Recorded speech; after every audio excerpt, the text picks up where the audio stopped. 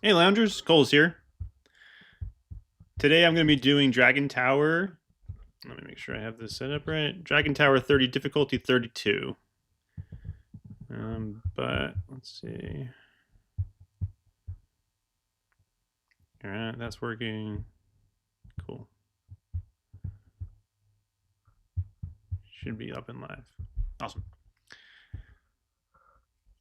Hey loungers, Cole's here. Today I'm going to be doing Dragon's Tower difficulty level 32. Should be a lot of fun. I'm also going to do Boss Brawl and a first look at Puppeteer. So that's what's really changed in the last week. I'll also go over some exciting news on my end that I managed to get lucky on. But first, a quick look at Puppeteer. So let me make sure I have all this stuff working right. Get the sound going on this. Give it a little sound effects in the background, but make sure it's not too loud. All right. The first look at the Puppeteer. So actually, maybe I'll save this until somebody's actually here to listen. It's fine. Fine by me. Let's see. Let's get Dragon Tower rolling here. My plan for Dragon Tower this week is to speedrun the first 10 floors with Warlord, and then do some more interesting stuff on the back end. Last week, my phone ran out of battery, and I don't want that to happen again. So I'm going to make sure that at least the first part of it is faster, and then you guys can catch the end of it too. So instead of me running the last one off screen. But at that point, I have to take any thoughts on who I should be running for Dragon's Tower, and then also who I should run Boss Brawl. And I'll go over more of like my build and stuff, but it's same standard as last week. So I'm running 4 rogue pieces with a knight, ring, and wizard boots. So pretty standard here.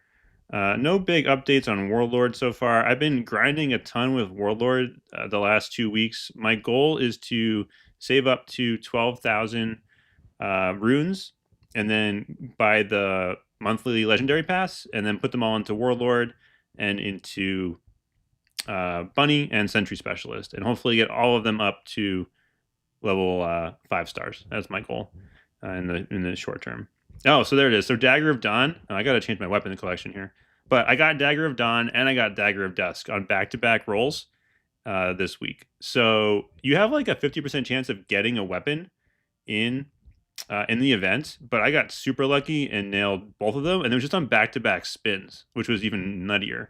So that is like a chance of like 1 in like 62,000 of happening on back-to-back. So while you have a 50% chance of getting any weapon at some point during the event, if you do all 56 spins, getting a weapon back-to-back spins is 1 in 62,000. So that was pretty sweet.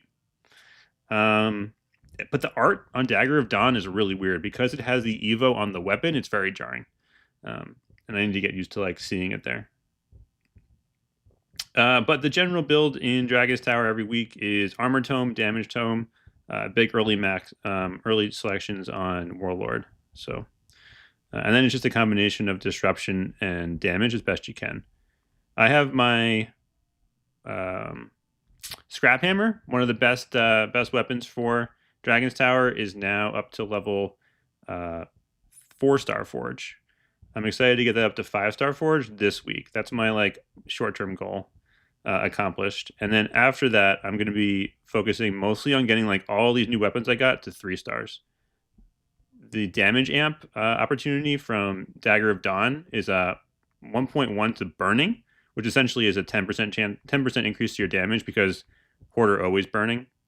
And then the other weapons all have like Trapper, and there's maybe one other hero with like 1.05 to damage multiples. So my damage is my big thing that's lacking. So you can even see it here with like Warlord at 3 times damage is still barely clearing out these Horde in DT.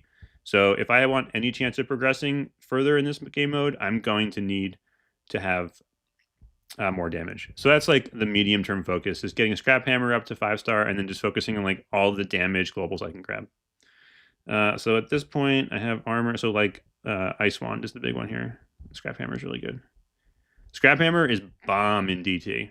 So Orchardist told me about this and he's absolutely right. This is by far the best like non-Ice Wand weapon you can grab in my experience.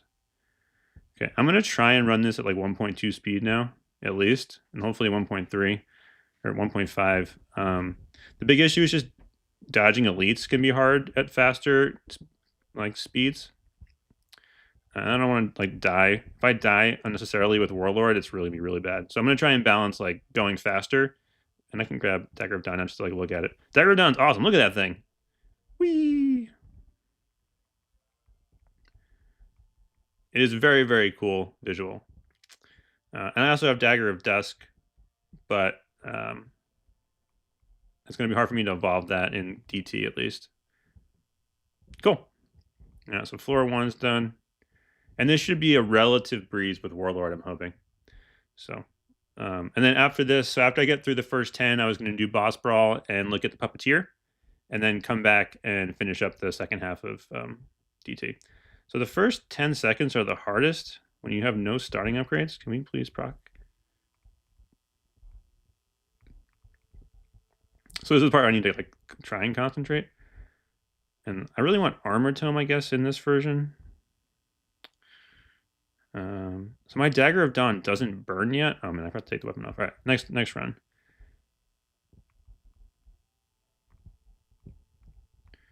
So this part is scary. It's really hard to avoid these orange globulars.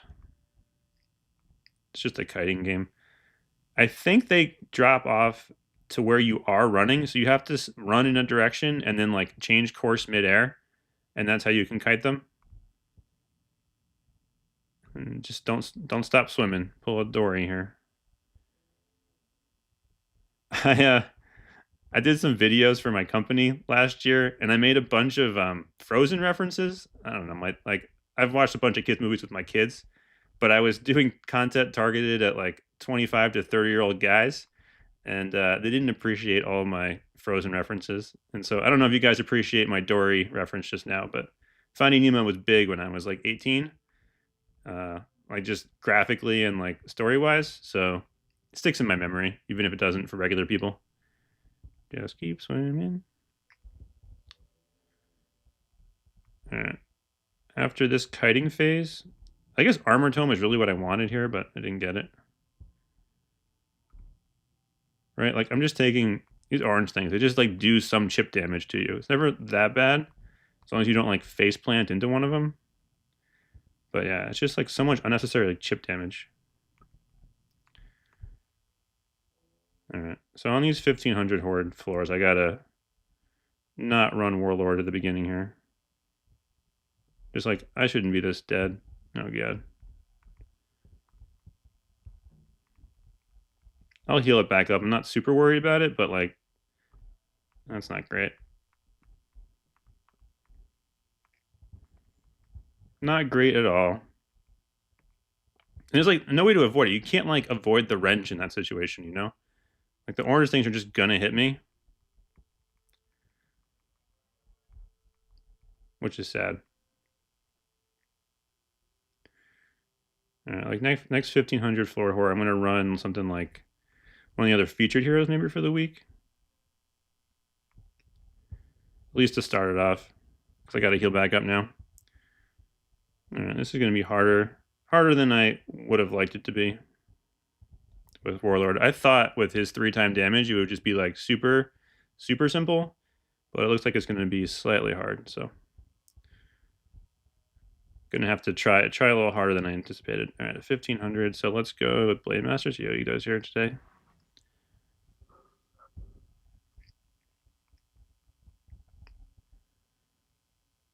Man, this is gonna be an interesting difficulty level. This is 1500, so armor is ideal here. Crap, I remember to change my weapons at some point here.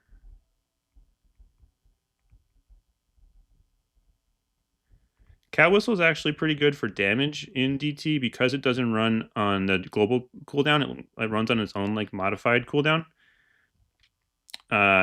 It'll do like a surprising amount of damage in Dragon's Tower relative to like other weapons because its cooldown is a little bit faster. And cooldown is the main aspect or the main way that you increase the damage of any given weapon.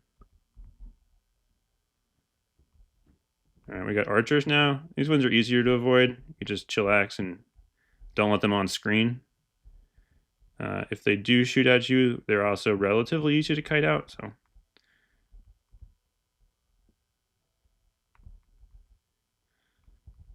today I filmed my next video. I just finished editing one the other day. I'm like, the Dragon Tower video is driving me nuts because the video picture quality wasn't great. So like I'm editing it, but I'm like not happy with the A-roll. Nice armor tone.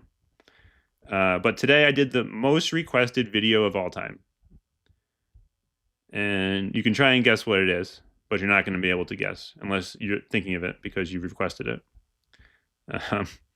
But to me, it was very strange. This has been the single most requested video I've ever had. And it's not one that I ever would have requested. So, but I just filmed it this morning. It came out really good. I'm happy with how it came out. So that's good.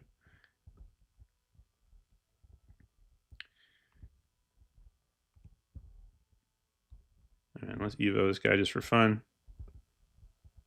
These Slimers are easier to kite. Ideally, I would like get out of the top here and be able to kite them up and down. Kind of like do a little dance with them.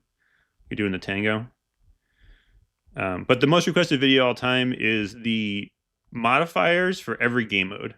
So for all 12 different game modes in Heroes vs. Hordes, what are the status modifiers for that game mode? So like cooldown cap, armor cap, number of starting upgrade cap, all that jazz. That's the single most requested video I've had. So I finally filmed it. I thought it'd be kind of boring because it's just like going over the nerdy aspects of Heroes vs. Hordes. But it turned out to be it actually came out really well, I thought. It's definitely nerdy, but I just like be upfront about it being nerdy. I think that actually makes it a little bit more fun. So like, because you guys requested this nerdy thing, I call you all nerds. But the video itself came out really well. And I realized that the one status modifier that's always constant is armor cap. So the one status multiplier that never changes no matter the game mode is that you only can cap out at 90% armor. And this is not good for me. So like right there was really bad because 3 orange guys landed on my face. I'm not doing enough damage. And this week's going to be not fun. If Blade Master is not doing enough damage to clear out these horde. Because these are like the biggest health horde there are. These guys at the end that look like kind of dragony. Those are the biggest. Those horde have the most health and the hardest to kill. I learned that when you like go too slow, they send more at you. The hard way a couple of runs ago. Yes, nerds do roll. I'm obviously a nerd, so like I don't mean that with any ill intent. It's a compliment, if anything. It's fun being a nerd. All right, so this is a level I should be able to heal back up on with Warlord, hopefully. I've been doing it by myself. So I set out the goal earlier this year with this project to learn how to video editing. So I've been doing online marketing for like, let's see, since 2010. So 15 years of online marketing. And I've done YouTube in the past, but I hadn't done it in like 7 or 8 years. And so my goal with the channel was to learn the YouTube algorithm again, learn the social algorithms, and then learn how to video edit. So we were starting to do it at my previous startup. We were working on doing Instagram and YouTube. And so I started to get a sense of the two platforms. But I wasn't like in it. And you need to be when you're doing marketing. Like you really need to like understand the channel like that you're marketing in. So for YouTube, I wanted to just like start a channel and start editing. And it turned out that we were criminally overpaying for our video edits. So we had a team of 3 people doing shorts, and a short you can edit and film a good short in like 4 hours. I've learned now. And we were having them do, I think, 3 to 5 a week, which when you do that math, 3 a week is definitely not enough, and 5 is probably too short. If you're doing shorts full time, you should be able to do about 8 a week. And so, and they also weren't getting better, which is really sad. Like the people working on it were obviously like not doing work, but they also like weren't trying to get better at what they were doing, which like is a bad combination. Like with that much free time, like they should have been like coming up with new ideas or like trying new stuff. Um, and they were just like taking advantage of the company, which is fine. I mean, like I get that. I'm not gonna like if you can swing it, you can swing it. But we fired all of them after 2 months. So like it would have been better if they had tried harder than just milking it for 2 months. But now, so now I've been doing all the video editing, all the channel management, all that stuff. My background is in like internet stuff, so like I coded the website, but like I've done that before, so it wasn't particularly like hard or anything. It's a very bare bones static HTML website because the content only changes like once every couple of months. So super fast, super easy to host, um, and uh, and do. I have found a couple. The best way to like learn how to video edit is just by watching other YouTubers. They're like super open about it. A lot of people like will show you like how to edit for YouTube, and then you just got to put the reps in. So like if you go back and look at my first like honestly 20 videos, the content is really good. Like the words I'm saying are well written. Like I like spend a lot of time on the scripts, but I just like lighting was off, sound was off, camera angles were off. Like video transitions were weird. I wasn't as pretty back then. Like I've gotten prettier over the last 6 months. So all those little things matter when you're trying to do a YouTube video. And so, but I had to like learn those as I went. And so you got to put the reps in. Mr. Beast's big recommendation is do 50 videos. And like, yeah, my 50th video was like nowhere the same as my first video in terms of like just overall quality. Let's see. I'm going to try and just use I call these feeder heroes, starting heroes. I'm just going to use like a weaker hero to start off the level and then move over to a stronger one. Because these are definitely harder than I was hoping they'd be, unfortunately. So any hero that can get me through the first like wave of one of these 1500 horde floors is good.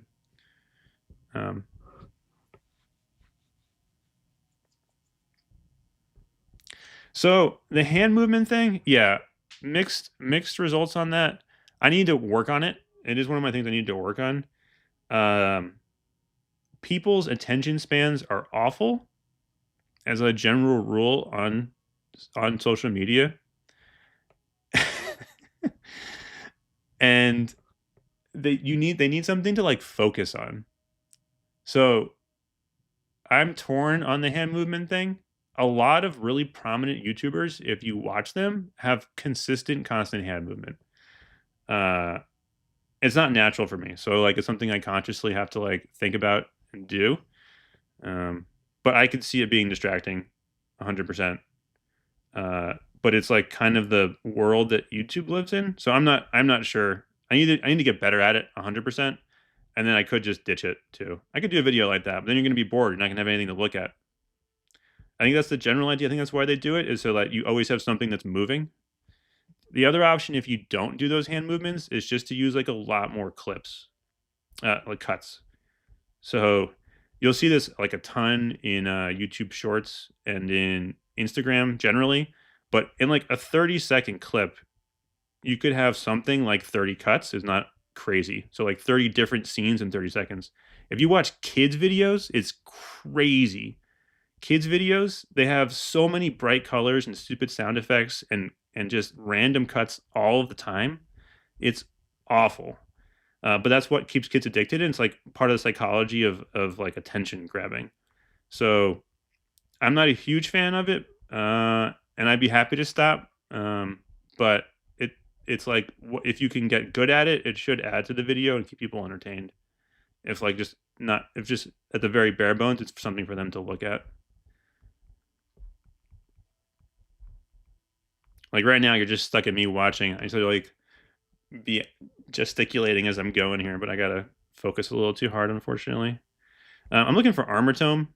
So the builds are all very, very similar. It's just like damage tome, armor tome, ice wand, scrap hammer. Those are like the general priority here for basically every hero. Barbarian's pretty solid because like he has the damage, and what happens is as he gets chip damage like this, he scales incredibly well. The less HP he has, the more damage he does. I gotta get out of the top here if I can. So he's able to like clear out some horde as he goes. Really, man, there's just too much happening. I'm gonna try Storm. So like Storm Shield Warden is the best to like come in and finish runs like this because he's got a shield. So we should be able to just like kite through this awfulness of the Slimer dance. The issue with him is just now is like, is he going to have enough damage to make it to the end of the run? And if he can't, then I'm basically just stuck with Warlord this week, which is unfortunate. There is something to kiting with this where I think, right, we can max the number of horde on the screen. Right, so like right now, I think they're like no more horde spawning. So if you can keep them at bay long enough, he'll eventually do enough damage to kill them. But it's hard to tell. And now we got next level awfulness coming at us. So you can see those big, ugly purple guys are the ones that spawn at the end of the run when you're taking too long. But I should be able to keep them at bay between Scrap Hammer and Snow Globe and Ice Wand. All right, Armor Tome to be safe. There's going to be another, I think there's going to be another dance. Maybe not. Maybe this is the last dance.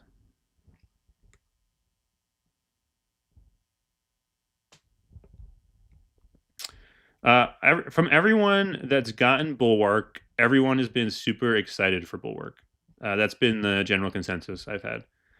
Everyone in the guild who has it loves it. It does a ton of damage in boss brawl and is overall just a very, very strong weapon. So anyone that has Bulwark, I think that's gotten it so far has really, really liked it. So I am angling towards a Bulwark before Minotaur angle myself. Yeah, Shield Warden's a beast. He's just got enough. He's got enough stuns here to keep the horde at bay. The issue with like if I try and do this with like Werebeast is that Werebeast doesn't have enough like stuns in his kit that the horde just get to him and he dies. So Werebeast I've been coming less and less high on these higher difficulties, just because he can't live through anything. And I got to change out my collection, so I don't want Dagger of Dusk here. We're done. 1, 2, 3, 4, 5, 6, 7, 8, 9, 10, 11. 3, 6, 9, 11. Confirm.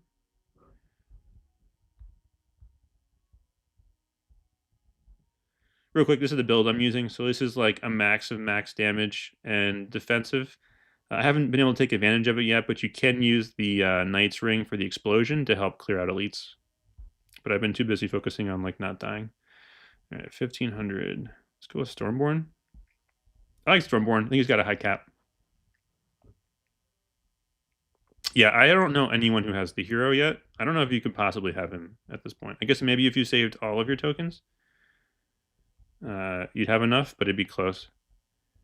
All right, I should check Stormborn's Forge. I think I have it set up so that it comes out more often, but for fewer shields. So because of the Stormborn event that was a couple weeks ago, the Stormborn and Dark Mage, right? I didn't get Dark Mage. I just went with Stormborn upgrades. I didn't want to roll for her. So I have his Forge now at level 2, which actually is a pretty big jump for him, I think. And I think the big thing here that I have to choose between is like, do you want to have your shield? Yeah. Shield happen more frequently for less charges, or more charges but at the same frequency. And right now I have it set up for fewer charges more often, which I think is going to be better in this game mode. Until I do like that and get eaten by a kamikaze beetle.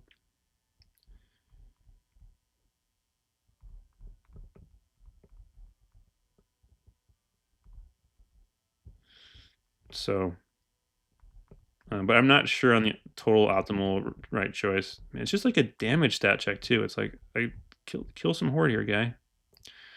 All right, we got damage tome for later, so armor tome, nice. I was hoping that that shield would eat the elite. It did not. Boar looks pretty good. That one did it. Nice. And that's an upgraded boar too. Using the Knight's Ring to blow up your shield on an elite is like real big here. Scrap hammer. All right. He's surviving pretty well. He should get to the... here's the second phase. These kamikaze bugs are making me run places I don't want to run.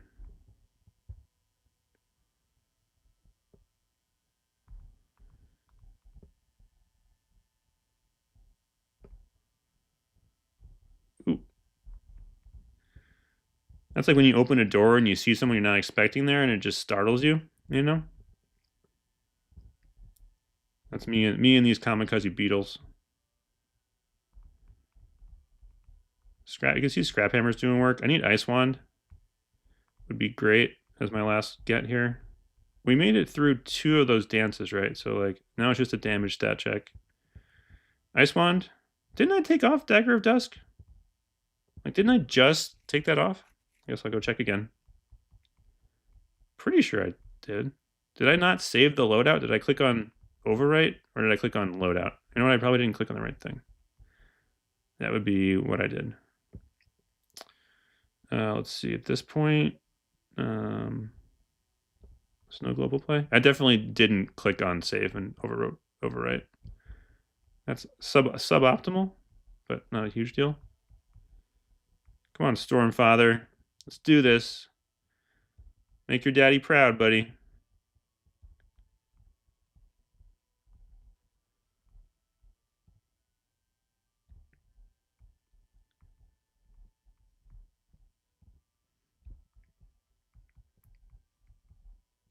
Let's blow up the elite. There we go. All right, I think he's going to survive. He's got his one little centimeter of space. Atta boy. That'll play.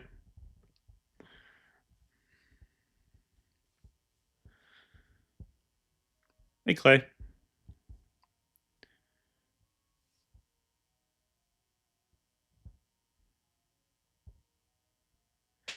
Yeah, I think you're right, Sock Ninja. I just have to like actually make it that and not distracting. Like there's a balance. I'm probably doing too much on the distracting side and not on the actual like adding to the video side. Let's see. Oracle with the 4 5-star forge is awesome.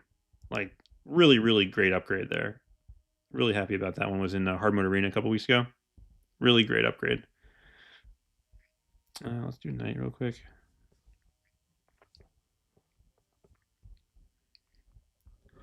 Ooh, I'm not skilled enough for 1.6 speed at this difficulty.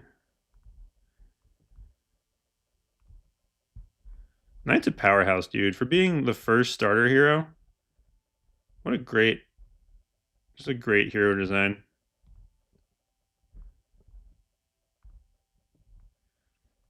Someone was asking me about Trapper the other day, and like my Trapper video, I was super high on Trapper when that came out because it was like right when they discovered or started intentionally having heroes whose forges were impacting their skills.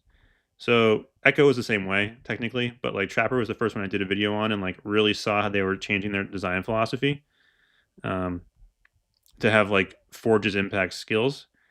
And so I was super high on Trapper, but like Knight is just like old school power through everything. He's really forge dependent. Like that's how he beats the later stage content, is getting his 4-star forge. But just like a lot of fun to play, I thought, like through grinding out the whole level up to this point. I always wand here is pretty big. Need armor tome, and then my usual set of disruption.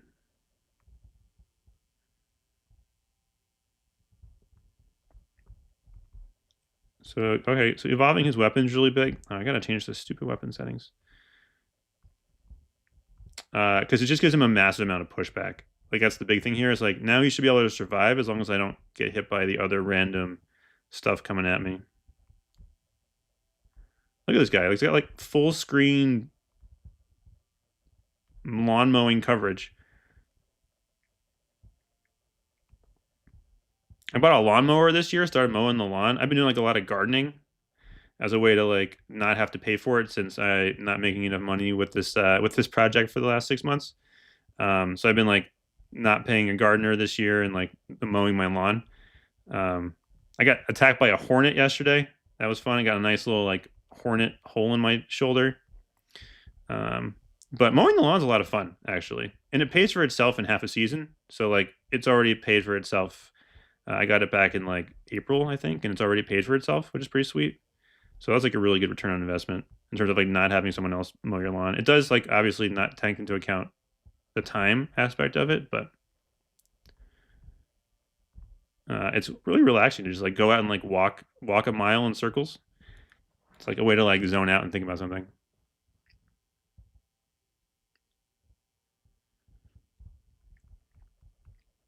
Okay, I will do a couple of videos. Um, I already have like a couple recorded, so I can't change those. But for the next videos that I do, I will minimize the hand movements, and then take a look at retention and get your feedback. So, but yeah, that's the real goal. Like the end of the day, it's like, do people continue to watch it? Is like kind of like what I'm looking to optimize against. So, but I will for sure give it a go. I'll do Cow's Whistle for fun because I think Knight's going to survive. We can just briefly say how Knight is just like kicking ass at this level. Like kudos on this guy. He might be ugly, but he's strong. That's what my kids say to me.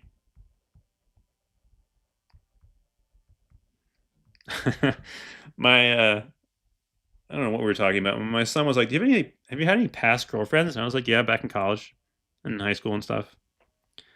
He's like, what happened? I was like, I don't know, like I adopted a couple, they dumped me. And he's talking about my last one, and she's like, yeah, I was like, she went abroad and she dumped me. Um, he's like, why? And I was like, I don't know, maybe she found someone, better looking or more fun. And he goes, yeah, I could understand that. Thanks, bud. Thanks, dude. That's what your kids are there for, just to keep you in check. Yeah, I can understand that. Better looking, more fun. I get that. Thanks, Ryder. Thanks, buddy. Let's see. Let's just keep on keeping on here.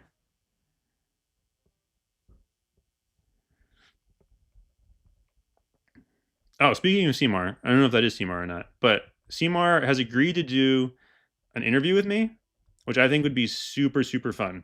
He's a character, just like a total character of a guy. So I think he'll have like great stories and be really fun to talk to.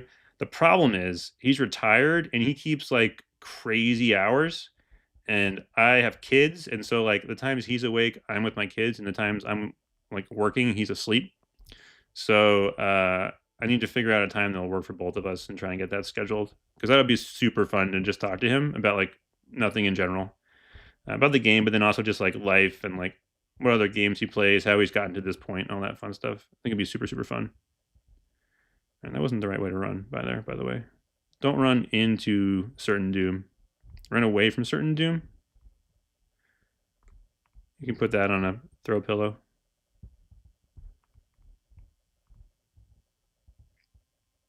I do not like these Slimer dances. It's just like not an enjoyable experience.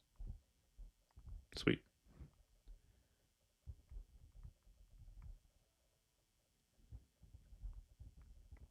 Yeah, it's too bad you're not Seymour. But yeah, Seymour is a lot of Seymour. I think that interview would be a lot of fun. I just got to figure out a time that like we're both awake.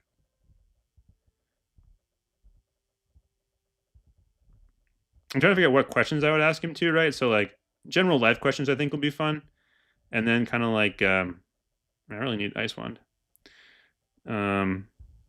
Video game questions and like just how he's like the big thing too is like I would love to talk to the whales, like the true whales of the game, and understand like their mentality and how they think about spending and stuff. Um, I would find that really, really interesting. So like to me personally, like I spent $400 on this game last year, and that was a lot. So for like reference, I spent maybe like $500 on League of Legends over 10 years, and I spent $400 in this game last year. Um, but so like the guys that spend like way more than that and still do, it'd be interesting to hear like why. Right? Because like as I've not paid for anything over the last 6 months, um, well, since March, so 5.5 months. No, that's not good. I've gotten like considerably stronger, and the game's still a lot of fun. So like, you definitely don't need to pay. Although like paying is the only way to like top boss brawl charts. So I get it, but it'd be interesting just to like hear their like mentality about like why they decide to like spend that much money on a game like this. Um, so I'm gonna try and get at that aspect of it too, like why this game, like what makes you keep spending, why do you keep playing, all that fun stuff. And I gotta get through this. Yeah, I'm pretty sure there's a cap on the number of horde they can appear on a screen here. 1, 2, 3. So if you can kite them out in between, if you can get them to stall out on the screen, none of those options were great. He can get his shield to respawn.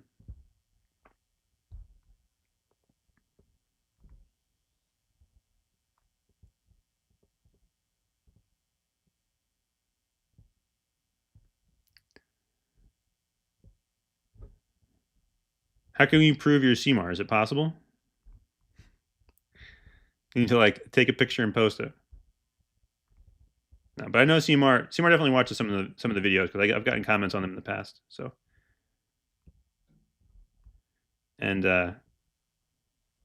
yeah, I'm super looking forward to talking to him. Just like I think he's like the kind of guy that like you want to have, like just the personality you want to have in video games. Like I think he's a good combination of like super fun and quirky, but also like good and like knows the game itself. So it'd be fun. Very much looking forward to it.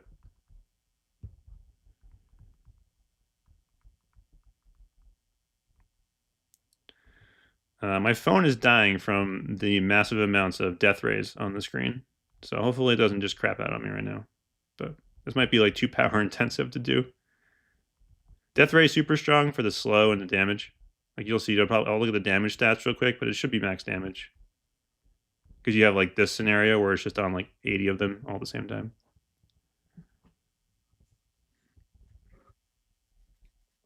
Ember Palm might be worth it actually. Let me look at the multiple. Big thing with pets, I just did this video too on pets, is like you gotta look on at the damage multiple. Well, Blizzard Globe does so much damage. Look at that thing. Same as Death Ray?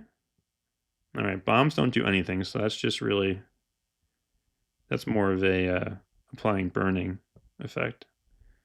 Wow, Blizzard Globe don't work.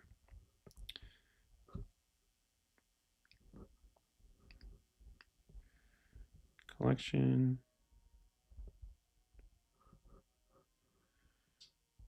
Three, 9.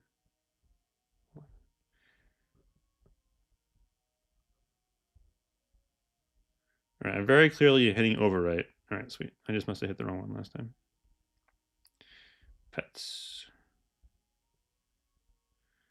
So Owl's got a 50% damage in an area, and Ember Paw is 30%. So the 50% is 60% more damage if they're standing in it.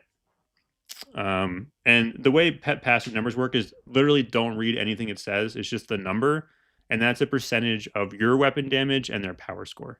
So, like their wording is like super weird on most of these pet passives, but really all that matters is the damage number. So this one is 5% of 200, which is 10% is 20, so 5% is 10.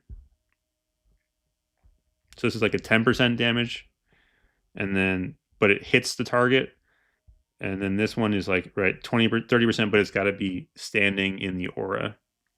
So it depends on where Basilisk, Hydra Basilisk is standing. I can switch over to it, right? And then this guy's got 50%. So you want whatever's that biggest number is typically your best bet. Also, look at all my pets. I got everything up to 300. I'm working on grinding out these next guys up to 400. Your 12 pets are how your power score is set up for expeditions. All right, where are we? 1500. Shield Warden's a beast, dude. I feel Shield Warden's almost better than Werebeast, at least in my level right now. Dragon's Tower. I believe you, Seymour. I'm just joking. Well, it's nice to have you here, buddy. I am very much looking forward to talking to you.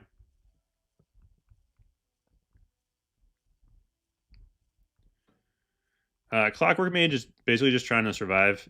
I don't have the damage with her to live through like a whole stage here usually. But yeah, you can see the Ember Paw's doing work. Okay. I mean, I buy that. The problem is I gotta be able to stand next to the thing. But the Ember Paw passive is melting them as they get close. Plus the slow. It's a good combination. When I have to start kiting, though, it's going to be a problem. All right, Armor Tome. Nope. Woo! It must feel so good to like just shoot 8 arrows out of your body at once. Like you must have like this pent up, just like anger or like pressure, and then getting to shoot 8 arrows in a circle must feel like such a release. Like getting a good booger out of your nose, like that feeling. It's like some of those archers must feel. At least that's what I'm choosing to tell myself. All right, so fire orbs are really good for vulnerability applications because they spin so fast. But they're not great for much else. So they're not going to be like top damage, but they are good as like a support item in DT just because they hit horde so often. And Clockwork Mage is putting in some work right now. Just for reference, like I think that Ember Paw was a good upgrade there. All right, so now the problem is like Ember Paw is not getting any effect. Oh, it's doing work back down. Back down there. Could we not?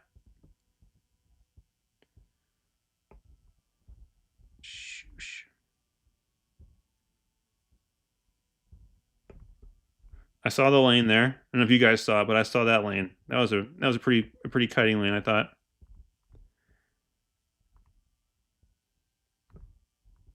That was a good dance. Ooh. Pretty happy with that. Now I gotta like stay in this Ember Paw radius. Shit. Can we level up? Level up, friend. Oh god. Well, there was a horde in the middle of the Ember Paw.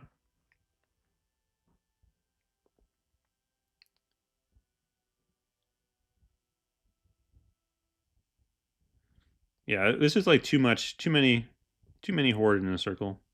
Let's just bring out the closer for now. That's a good one. Closer, I should have called it that in the video. But Shield Warden is the ultimate closer. He's not an opener, he's a closer. Let's go Boar. Good enough. It's not Scrap Hammer, but it's real good. Or Snow Globe. Jesus. Oh, shit. So, Horde are kind of like kids or zombies. I don't know if I've said this on the stream before. But they're really easy to deal with when there's like 1 or 2 of them. The issue is when you get like... I need Armor Tome. The issue is when you get a whole bunch of horde or a whole bunch of kids, they become like really hard to deal with. So I need to wait for a stun and then run. Stun and run.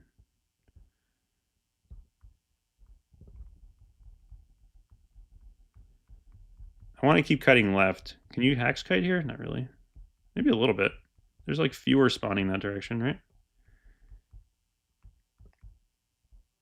Man, that net combo did not serve me well.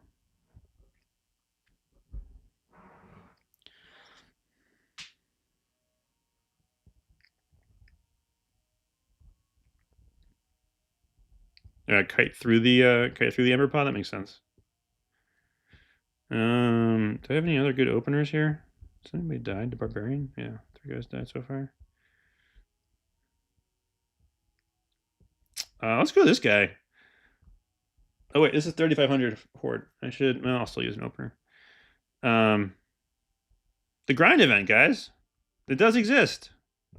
The mythical grind event. So Void Raven was how I got. That's how I got Void Raven last year. Was from the grind event, and he came back this year around the same time for his second grind event status update. This is not healthy though. Could we do some damage here, bud? I have him at 4 stars. but it doesn't seem to be mattering. Doesn't have the damage. So he's like apparently the premier grind event hero. Who knew that? But he's not the best guy. He's like just a pure. He's like a weaker version of assassin. It's just a pure damage check. It's not awful in boss brawl, and I'm hoping it wouldn't be so bad here because like once you apply one stack of his attack, he does significantly more damage with the next one. But he's got to apply two of them, and so that 40% cooldown is really rough. He is auto aiming out of the corner though, so like he's living against these meat shields. No, it's not going to be good. I don't have the Stormwind Forge yet. That's like a relatively low priority for me. Just because I have like so many other damage things I need to hit first that I'm not gonna be able to like go back and get Stormborn or get Storm Shield Warden's Forge up. But I also think the Shield Warden Forge design is awesome. So like talking about that earlier,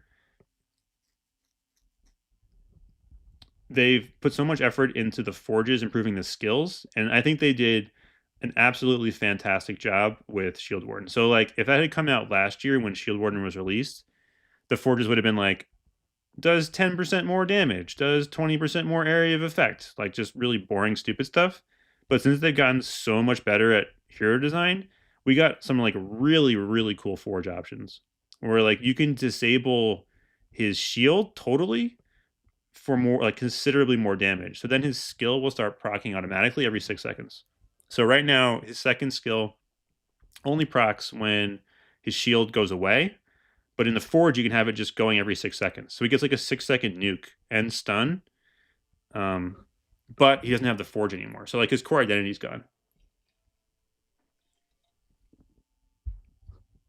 But really, really cool idea.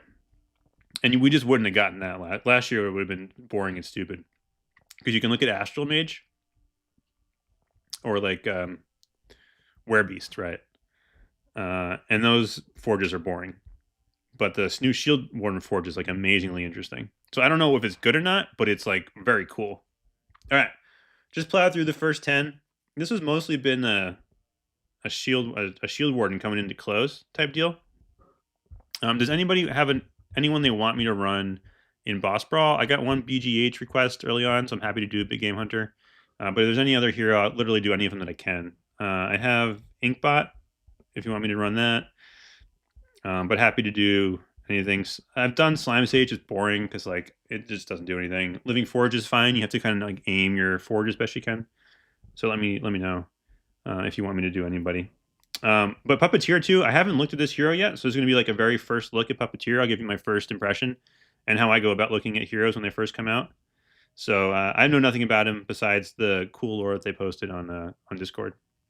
Puppeteer. So Shadow faction, which is hard. Those are a lot of good heroes in that faction. First thing I look at it is globals. So like damage to magic, damage to magic, damage to magic, damage to magic. Those are awful. These basic globals are real bad. Flat damage is basically the worst one in the game because most of the good weapons are physical, and this is just flat damage. So that's really bad. And his forge is 2-5. So that's not awful, but there are better ones. So the forge is not bad, but those three globals are awful. Let's see, level 40. The puppet closest to the puppeteer becomes the dominant puppet, increasing its damage done by 10%. Okay. So the puppet closest to the puppeteer. And then that scales diminishingly to 2.5 times. That doesn't seem great. The puppet's furthest to the puppeteer meant a damaging aura, dealing... Okay. So you need to place yourself close to one puppet and away from another puppet. Right, so like, look at that. So this is 10 to 25 is 2.5 times. This is 480 to 5,000. That's 10 times between levels 1 and 4.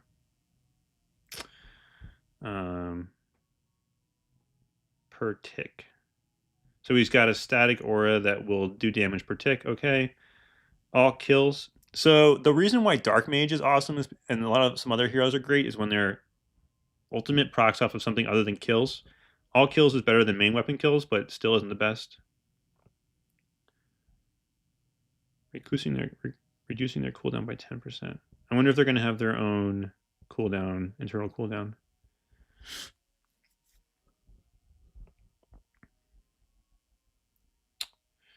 So what does this guy look like?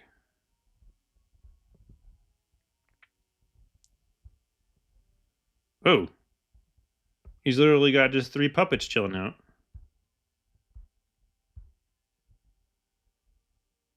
Does he do? Okay, so there's 3 puppets. The closest one is going to do more damage. And the furthest one is going to emit an aura. What does this evolve off of? Damage tome? That's good.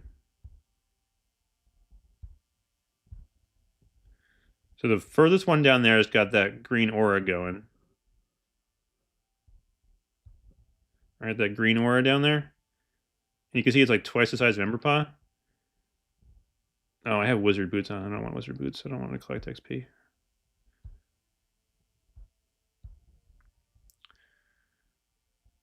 And then he's got an archer, a mage, and this. So that you can see that rock guy is doing literally nothing.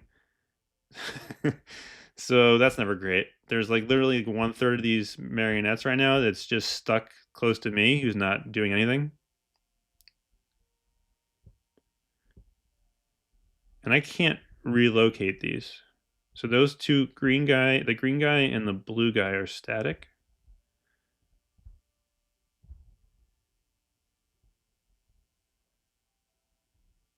Until I get off screen.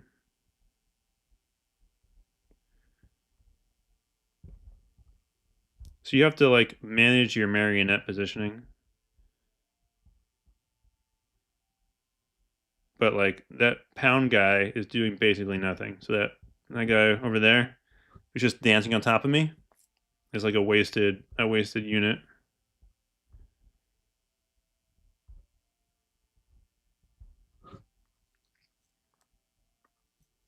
The archer guy is doing work. So like I want to try and stand next to this blue guy probably, and then have the aura around the other one. Since that rock is doing nothing, I think I want to be on top of the blue guy, and then having the green guy have an aura would be my thought. Or this green guy looks like he's doing more AoE, so maybe they want the green guy to be the my main puppet, and then my blue guy to be shooting with the aura. And ideally, the blue one should be like top center, right? Okay. I mean, this guy's doing really well in try mode. So like compared to Slime Sage, he's doing considerably better than Slime Sage. But I'm not totally happy with that red guy in normal mode. Cool concept. It's like a different version of Spirit Shaman and Necromancer. So you could probably play with the puppet positioning and which is the optimal puppet to stand on, and let the other one do work with the with its aura. Cool. Looks pretty cool. He's a big guy. Although the art isn't anything like other HVH art. You know, typically you see more like the eyes, right? The eyes are what makes it stand out to me. Like look at their eyes, right? Like the blue eyes. Oh, he's got yellow. Like these should be blue, right? The blue eye thing is like the standard HVH eyes, in my opinion. Like that's the iconically HVH thing. So I feel like you lose that a lot in like this awful character. Like what is this? This thing doesn't belong in this game. It's got regular eyes. It looks like a chicken. Like what are we doing here? That's not an HVH. That's not an HVH hero. Like right. This is an HVH hero. Very like you see that, you know you're playing this game between the eyes and the general art and the feel.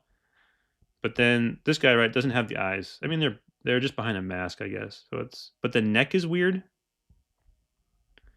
Most of these guys don't have necks. Look at this. No one has necks. So Echo's got a neck, but she looks weird. Look, there's like no necks. He's got some scoliosis. It's a neck thing. I'm gonna go complain that they've introduced too many. This guy's got a. They need to remove his neck, so they gotta move his head down, right? Move his head down and make his eyes blue. That's my big analysis.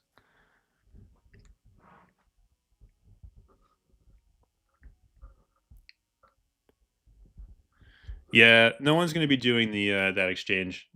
I think is right.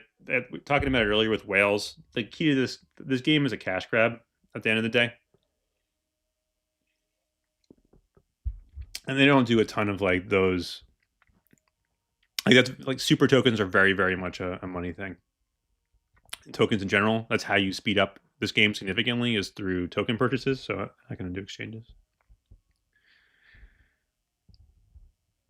All right, let's see. Any other questions? So I got one big game hunter and one inkblot. I can make that happen. So the build for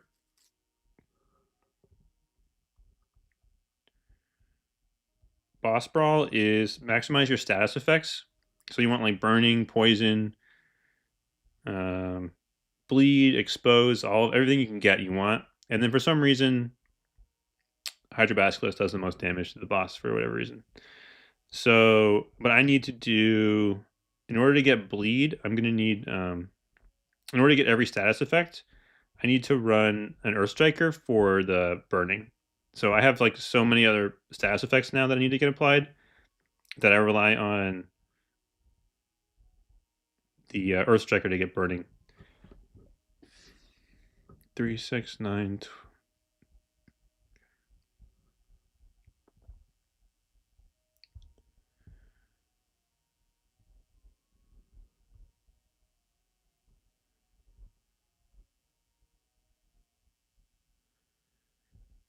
I'm gonna eventually have Dagger of Dawn on this guy. I'm like one of my selected items, but I don't have a forge up yet, so I can't do it. That's probably good enough. So I need burning, expose, bleed, and then bore. Boss brawl. Inkbot. All right, little buddy. Oh yeah, and then what are your stats? So 85 crit, 61 cooldown, crit, projectile, vulnerability. All right, looks good. I always take movement speed just so I don't die. You don't want to like get hit by the boss and die when you don't want to die. Unlike last week, like I don't suck at this boss, so should be a little better. All right, so bore is good. Poison is good. Expose is good. So I just need to get Phantom Fang. Oh, ask and you shall receive. And then cooldown, damage tome, critical strike tome, duplicator tome, and XP tome is my general build for this boss. An early XP tome is great because it will let you get a couple extra levels on like a third item, but it isn't like strictly needed. Man, this little bug guy is not pushing out the deeps. I'll tell you that much. Those little like creeper guys shouldn't be getting towards me, but it is what it is. He does auto aim, which is nice. And his skills are he's got two interesting skills. So the first one you'll see here is like he'll start puking green stuff. So see that like kind of looks like dragon's breath, but it's green. I wonder does that poison the boss? Maybe I don't need poison darts. I probably don't need poison darts, do I? So that does poison, and then he shoots a projectile that splits into 4 projectiles every 3 seconds. In theory, you'd hope that all 4 of the projectiles hit the boss, but I don't know if that's true in practice. I'm kind of greeting there for XP Tome. It's a little bit late for XP Tome, but I'm still going to take it if I grab it. I also confirmed with the devs last week that the way you roll items in the upgrade panel, which is what they call it, which is lame, they should call it a shop, is it rolls from everything. Like it's not. I thought maybe like it was slot specific and then item specific, but it just rolls from everything available. So like it doesn't like it's not like it chooses a weapon and then for the slot and then picks a weapon. It just randomly chooses from all of your um, available options. So I'm just nothing to see here, so I'm just powering through the this vulnerability phase. We don't have to worry about anything until like the last 30 seconds or so is when you're opting. I think the optimal timer is you die at 20 seconds on the second to last vulnerability phase. So you maximize damage on this dude.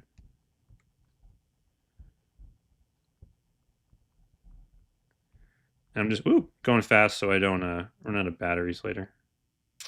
All right, so I got my Evo borer. I got all the items that I want. This is a good run on the RNG side of things. Now it's just going to be, can I execute and die appropriately?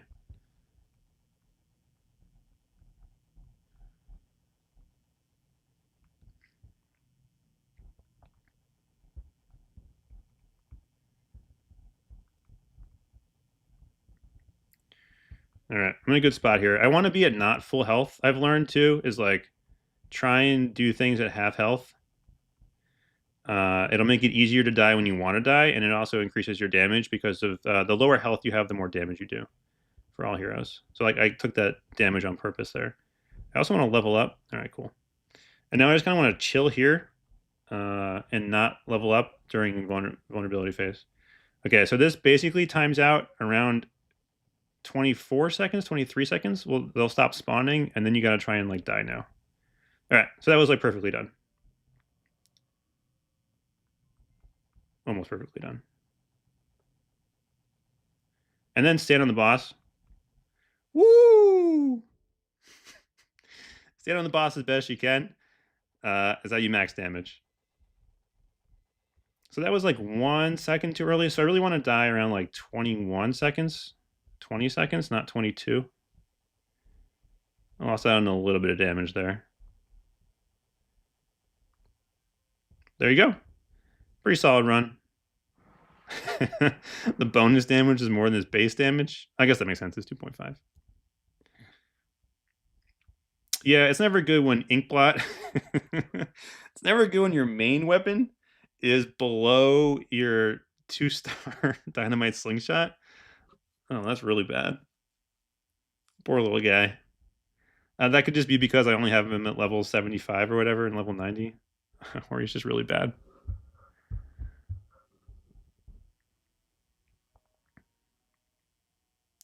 I have not yet failed clearing the tower, but I very well could this week. So last week I didn't try 32 because my featured heroes were such garbage. You need to have good featured heroes when you're pushing higher difficulties, and so Warlord is going to be really big. Rocket Pilot was the one from a couple weeks ago that was the MVP. Yeah, and then like Shield Warden this week is doing fantastically well, and then Big Game Hunter I think was the other ask. You can see here I had a really good run on Bunny.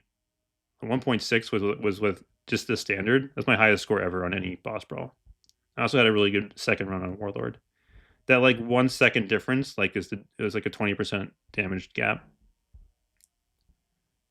And I'm in third place. I'm like in a relatively weak group. This Severs S7 YouTube guy, the last 3 weeks I've been in the runs with him. So we like must sign on to the game at the exact same time. His YouTube channel doesn't actually exist though, or it's like very small. Unfortunately, I checked it out. Severs 7. He's also Russian, so there's that.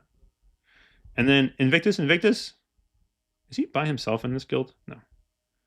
I appreciate how it's Invictus. He's a good guy. Also quite strong. But like I'm not in, I got a good here's Kesserthorpe. So fun group.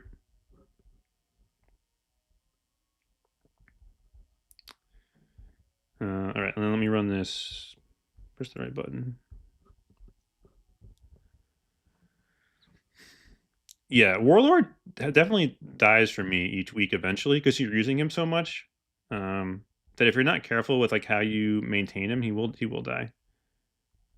You know what? I probably, if I check out, there's a way I can get either bleeding or poison from his forge. I forget which one is in Big Game Hunter's forge, but it's not a big deal. I'm just gonna grab the standard ones here. He's already poisoned, isn't he? Okay, so I don't need poison darts because Big Game Hunter's got poison from his forge. So I can go something else that like does more damage, which would probably be like Pitchfork. Although it'd be negligible. Wave always said get cooldown when you can. That was his priority. I trust Wave. So I'll take cooldown like over main weapon even. And then filling out your build is big. So like my last thought from last time with the way the shop runs, the way the shop odds work, you want to fill out your build as best you can, as quickly as you can. But it doesn't matter filling out weapons or tomes, you need to fill out both.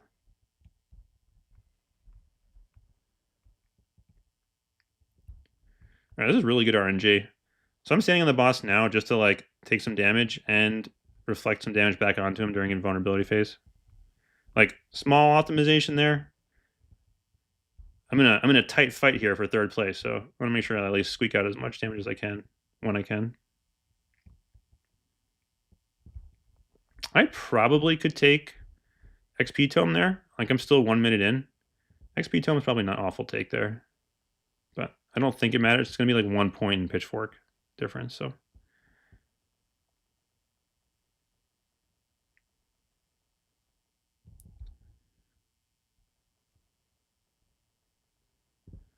okay, you have 4 seconds from the time those little minions stop spawning till when his vulnerability starts. So you have to die 4 seconds after they stop spawning.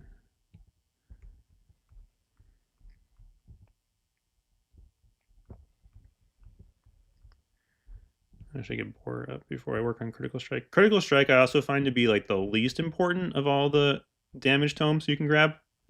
Because your Critical Strike is already very close to 100 generally, I find it to be less valuable than Duplicator Tome.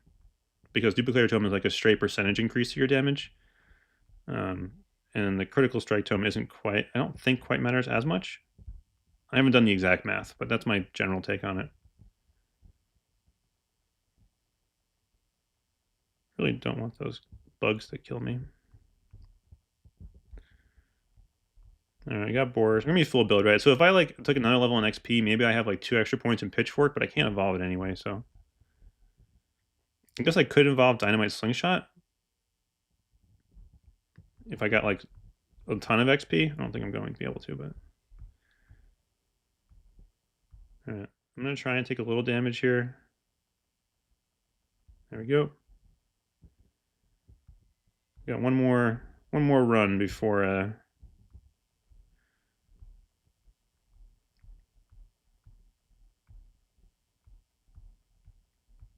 right, here come the minions. So I got 4 seconds from the time they stop spawning, which is now. All right, that should be better timed, I think. Yeah, look at that. Boom, shaka, laka, shaka, laka, shaka, boom. Woo! That was good. That was about as well timed as you're gonna get. Maybe I could slingshot up to evolve here. Oh, nice.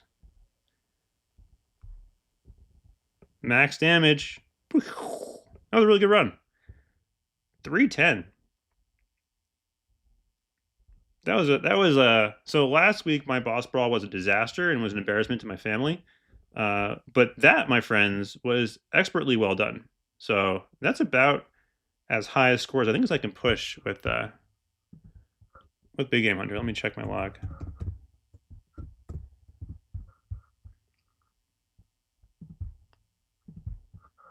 Big Game Hunter.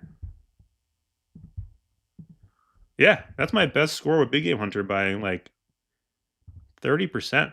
My last Death Knight run, I got 199. So 310. So I increased my best score on Death Knight by 50%. And this is my best score overall by 70 million, which is like 25. 25%. So that was as good as I'm going to do.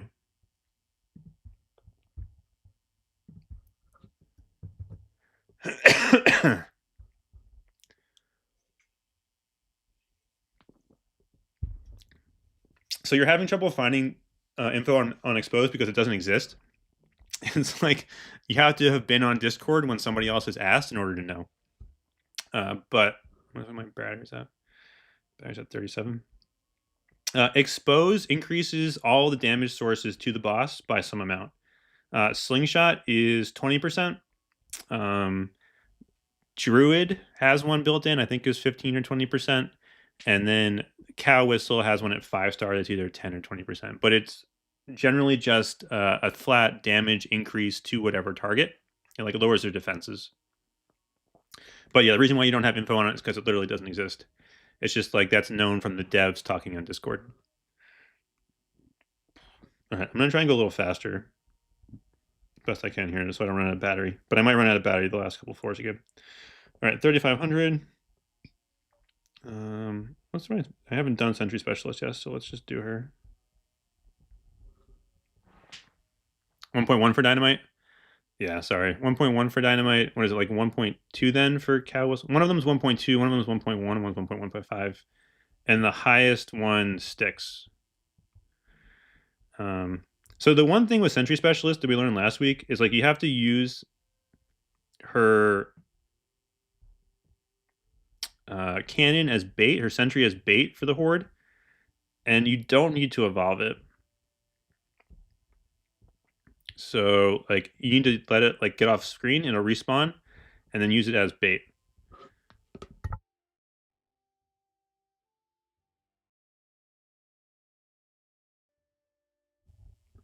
Oh, I'm glad I spared you guys that one. Woo.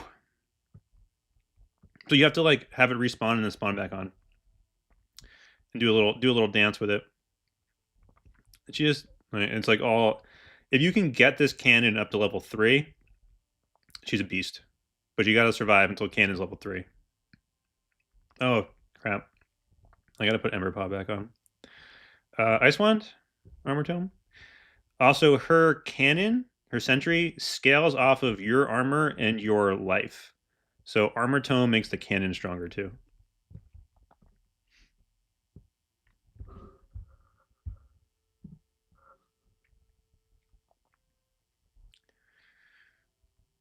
We're on level 2, so we gotta get one more point in this cannon, and it'll start doing massive amounts of work. I just took Scrap Hammer there. I could greed for Ice Wand is the one that I'm missing that I want. But you can see now that the cannon is just living now because of the armor tome.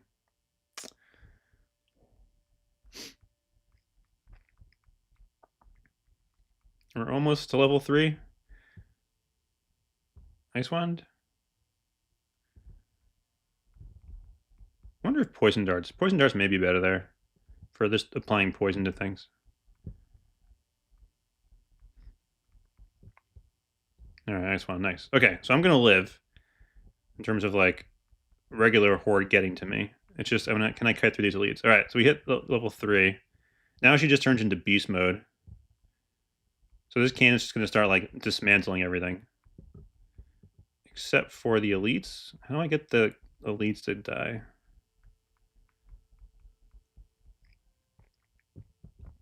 Just do the old blow up in their face trick.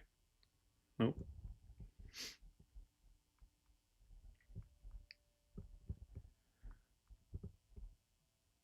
Guess I'm just dancing. But you can see now, right? The cannon is just like absolutely dismantling everything. So, but you got to get it to 3. That's the hard part. And I have her at 5-star Forge. And again, I'm going to try and get her all the way up to level 5 because I really want to see her the impact on her 5-star skills is supposed to be just like totally massive for something like Boss Brawl because like this cannon just does so much work. You can see it now, right? Like Warlord can't even clear them out as fast as she can with the 3-star cannon. So she's like secretly OP, but you need to get that 3-star cannon, otherwise you're just like she does nothing. So it's a little bit of a cat and mouse game there.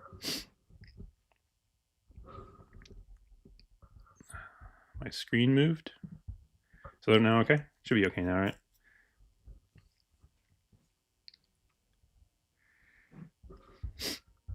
Man, that was a giant sneeze. I'm still feeling it in my brain.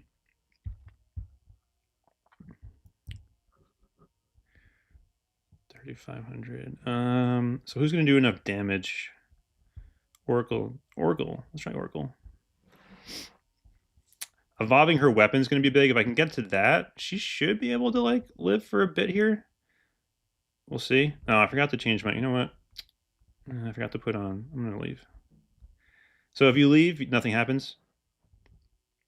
She took that much damage. What? Was it really that much damage?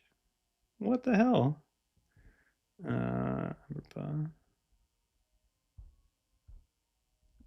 You don't get a penalty for leaving. She got hit that much in the 4 seconds I wasn't like looking directly at her. It's lame. I'm gonna try and heal through these geysers as little as I can, best I can. But I don't know if she's gonna have the damage. Oof. No. This gives you an appreciation for Sentry Specialist. That was a choice there. I went with Ice Wand over Damage Tome. I don't know if that was the right choice, but that's the one I went with.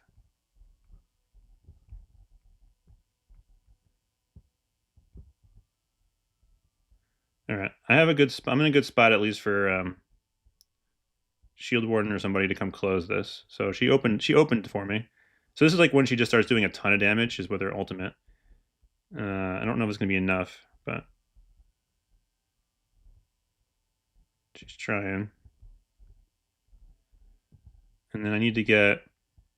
Her weapon needs to evolve. Yesterday, so I can get out of this corner. Because eventually the elites will kill me here in the corner. Let's go Snow Globe.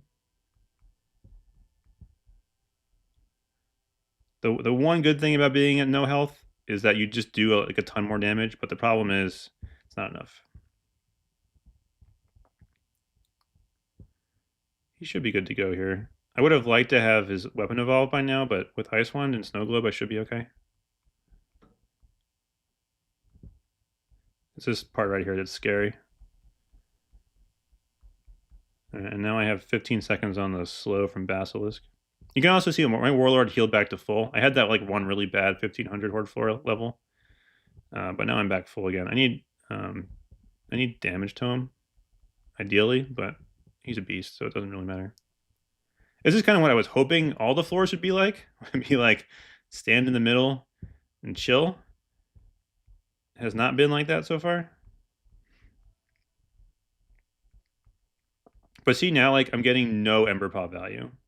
That's like the one issue with that pet is like eventually, like now I'm getting value from it, but up until then I wasn't. Damage tome. That Warlord ultimate is so huge.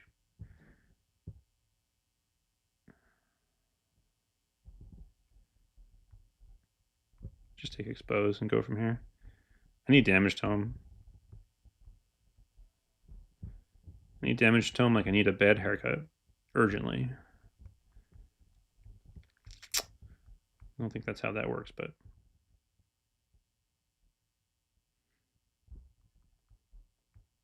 My thought there was just maybe grab Life Tome and call it a day. But I think I'm doing enough damage here, right? As long as I kite these, I'll be fine.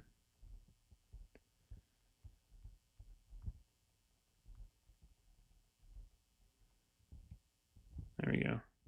All right. Now I'm in a happy spot.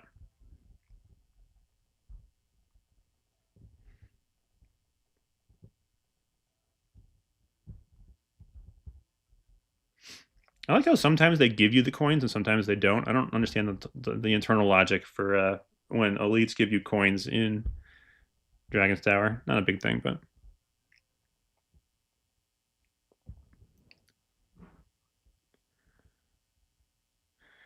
it doesn't count towards your run for Dragon's Tower. Dragon's Tower, they'll just reset. So if you leave, you keep the damage, but it resets the floor.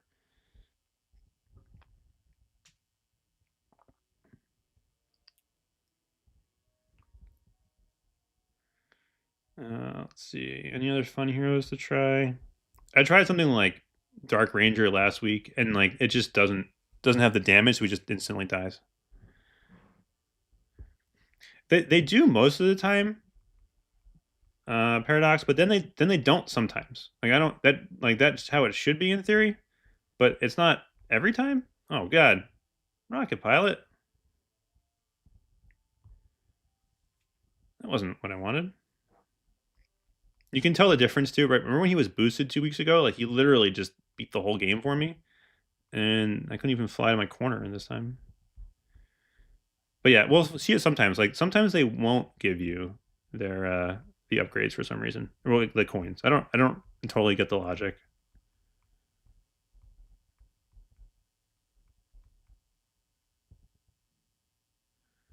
Damage tome.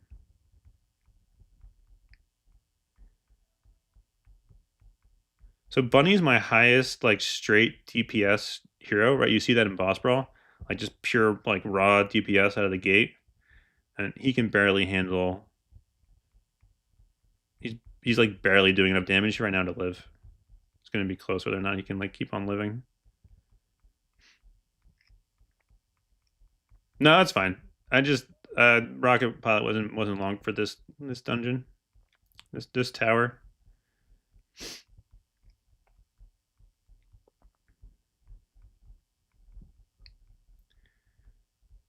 Oh, I've had like crazy increase. I got like 3 or 4 new executive producers this last 2 weeks.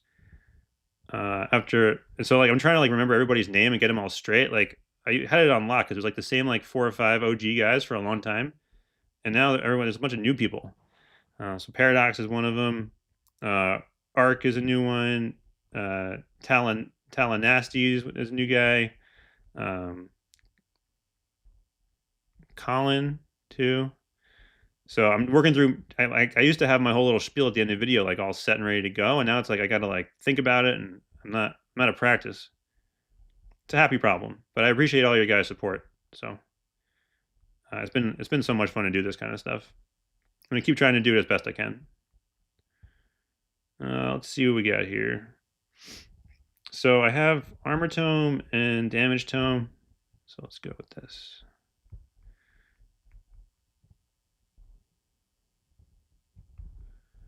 It's not looking great for our bunny hero, but let's see if he can keep on keeping on. All right, we've learned that Snow Globe does a tremendous amount of damage, so let's go with that. I don't have a ton of status effects. I would kind of like to have like Burning running now, but it is what it is. The reason why I'm not taking Boar until now is it's already going to be slowing as much as it can, and I was looking more for like was trying to like buff up other weapons versus just buffing up Boar. I'm not sure exactly what's optimal there, but that was my thought process. Duplicated Dome. That's probably the single biggest damage. Yeah, this is good. This is a good. This is a good floor for Bunny. Clearing out the whole floor at 75% HP. Take that. Let me go run and grab a tissue real quick.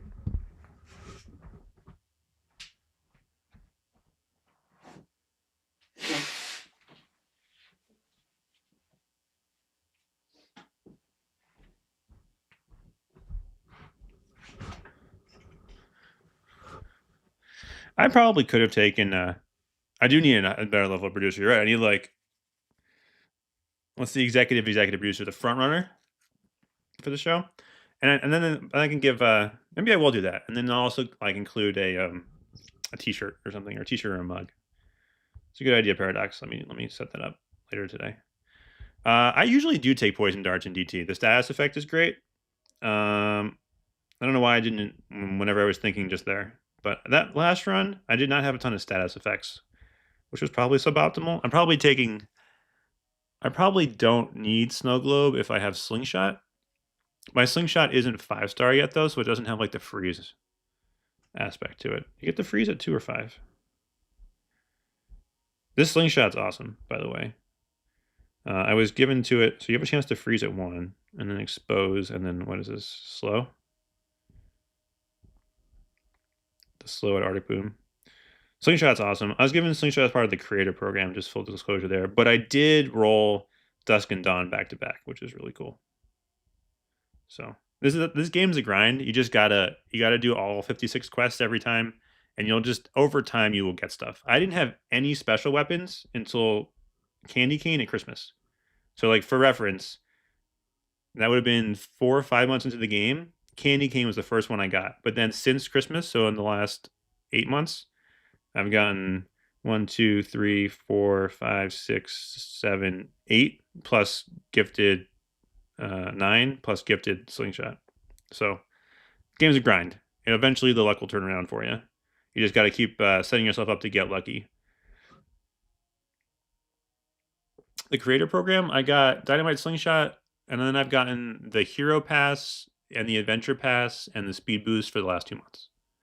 So 2 months of Speed Boost, 2 months of Adventure Passes, 2 months of Hero Pass. Which is what I thought, which was more than I was expecting. I honestly just wanted like early access to the heroes to do videos. And I would say of those, the Speed Boost has been the best quality of life improvement, 100%. Especially during the grind event, the Speed Boost is phenomenal. Adventure Pass, I was also surprised at the amount of resources you get. I don't like if I was going to spend my own $20, I would have just gotten the Faction Wars $20 pass.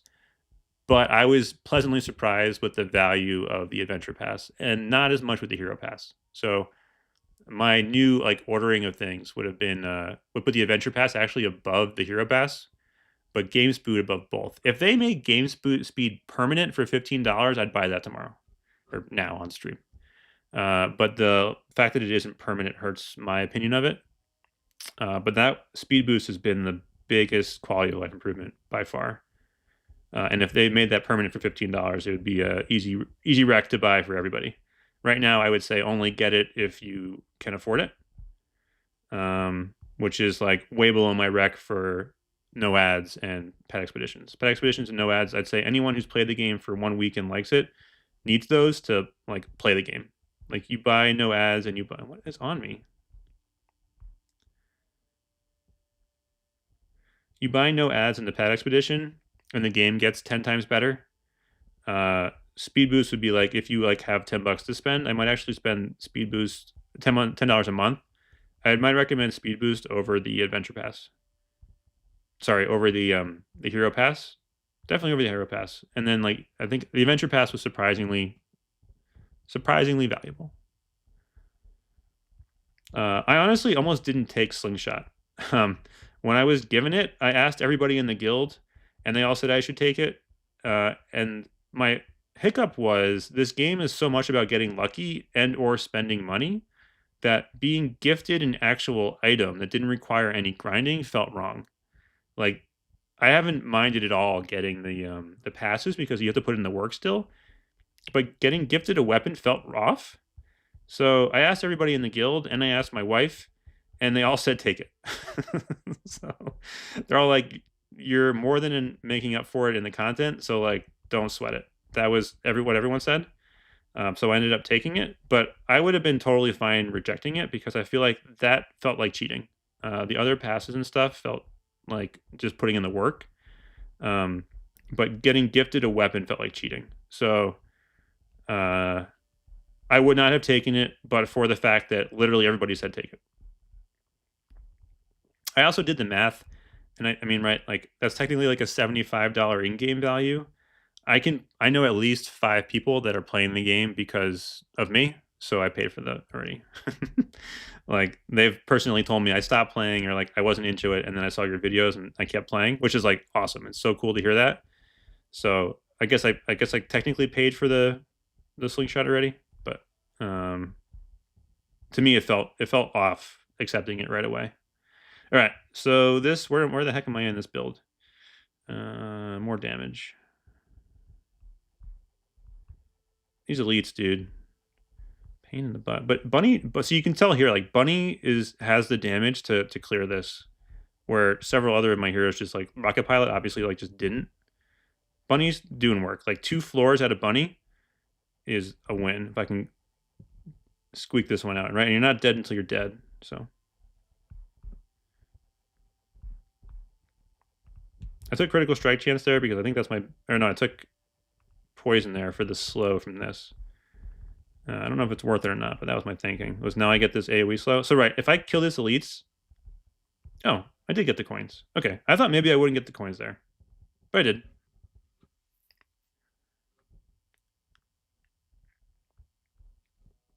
That's cool. Glad to hear it, Paradox. Yeah, like I've gotten. It's really so. I worked right. I was working at the startup that I started, and after 10 years, I was getting burned out because the product. I was doing a pretty good job of marketing, and like nobody liked the product itself. So like it's really hard to market a product that you feel like you're just spamming everybody because nobody wants to buy it, but you have to market it anyway.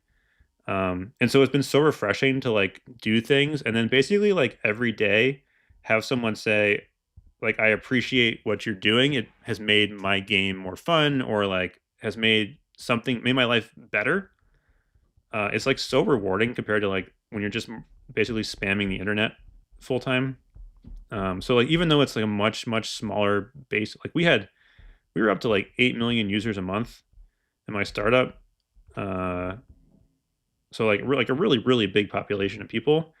It's been much more rewarding to have a smaller group of people like actually like the thing you're doing than having like duping 8 million people a month into using a product that really like isn't all that great. So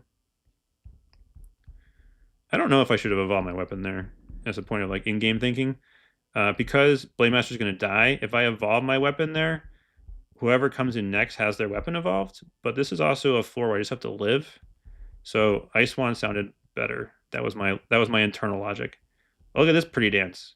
Come with me, my pretties. Come with me. Around and round you shall go. I didn't step on the fire. I probably did step on the fire.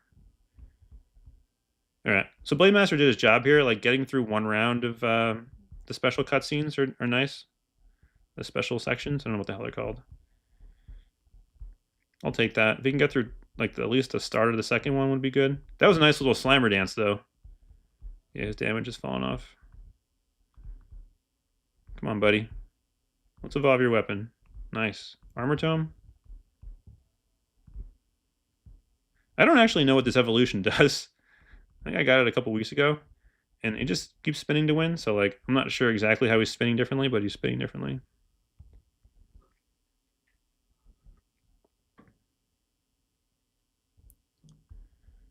Yeah, it just you'll eventually get weapons. You'll eventually get them. You just have to keep grinding. And I went for like a couple months where I didn't get anything, and then I hit like Oracle, Geomancer, and Rocket Pilot like within a week. So it's also can be like right. That's how kind of luck works. It's random, and so you'll have times where like you go on dry spells for a long time, but then you get lucky in a row, like both directions. Right when people like make up their own random numbers, they have a tendency to like make things too random. Like the way randomness works is you actually have a bunch of like frequent, like the infrequent events do happen in batches on occasion.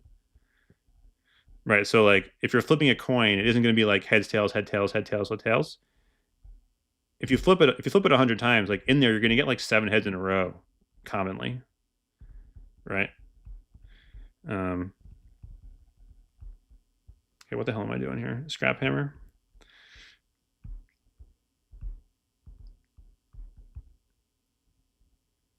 I need armor tome.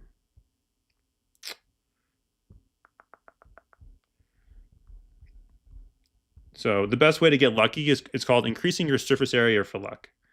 And the best way to do that is like to just do things that give you the potential to get lucky. A good one's actually like making a YouTube channel. I've had my other business has 2 YouTube channels that I kind of like help manage on the side. But the fact that they exist has actually like had the opportunity for like old videos there to go viral. So like those have been around for 10 years. And like once a month, something from 10 years ago gets, 10,000 views, which is like not a huge amount of money. It's like $50, but like you can't get lucky with that old video going viral if you don't have that video in existence. And so that's called increasing your surface area for luck. So do things like that as best you can in your like life and career.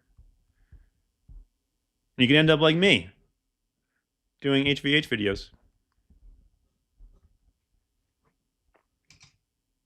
Oh yeah, and then marry a doctor. That's the other big, my other big life advice for you. Marry a doctor. It's a good plan. Let's do Sanda. Am I using the right gear? I am, right? Yeah. Okay.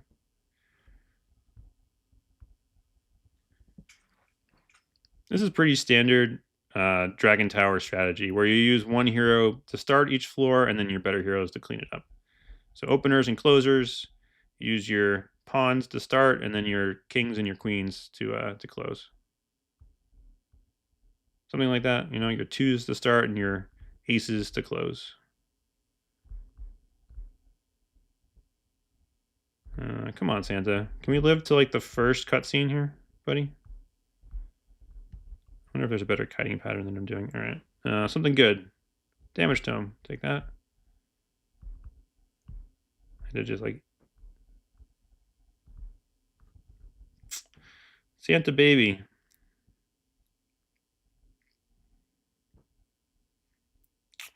All right, we're dancing, so let's try Astral Mage.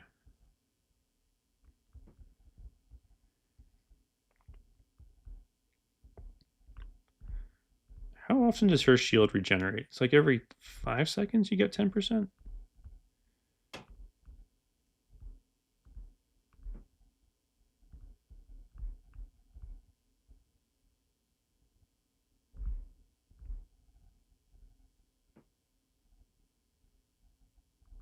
Dance with me. Ooh, baby. Are the Archer's still alive? Shouldn't you be dead, Archer?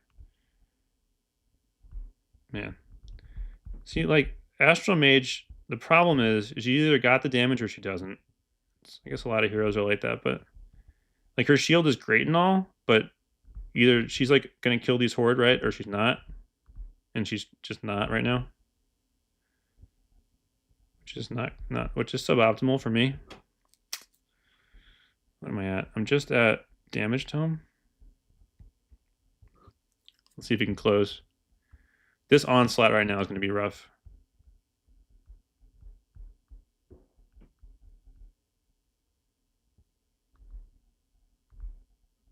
Really? Onslaught plus? Give me 5 seconds of not getting hit. 1, 2, 3, 4, 5. Thank you.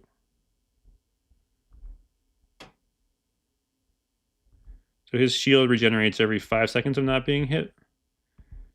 So I need to like kite for seconds here.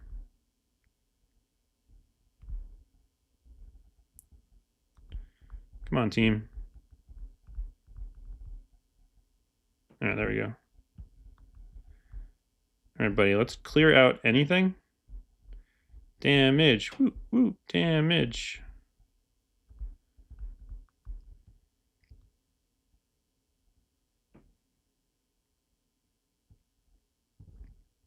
That was Borer or Slingshot there. I'm not sure which one was optimal. I think Borer is generally better for the pushback and the slow versus just the expose and the potential freeze. All right, nice one is nice. Oh, good. All right, Armor Tome. Should be good.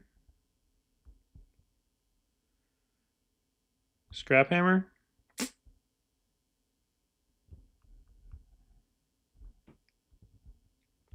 Nice. All right. Now it's just about cutting out this elite, I think. We should be able to like find a corner here and live.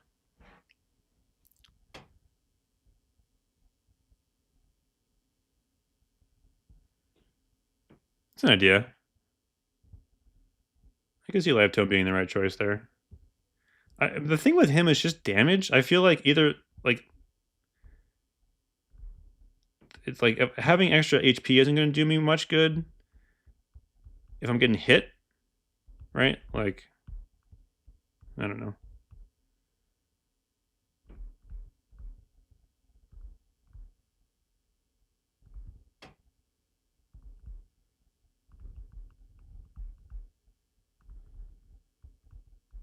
So the one issue now is if I don't like clear these things out, hopefully I will.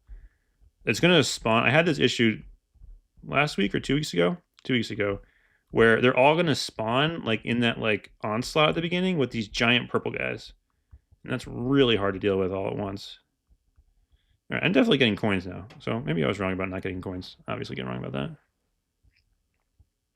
Yeah, and the cool thing about Shield Warden's Forge is that his Forge evolves off of Armor Tome, which is like a nifty little perk. All right, meteors, damage. It's funny, I'm like not even touching Werebeast. Leprechaun. This guy's a good opener because his base weapon, it does such a ton of damage, and you get pot of gold luck to help clear out some of the horde. He can deal with this. The initial like 4 seconds here is rough.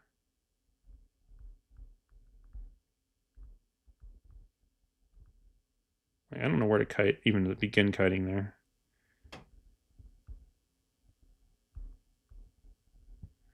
I want to try and spin to win, but like I'm just gonna try not to die at this point.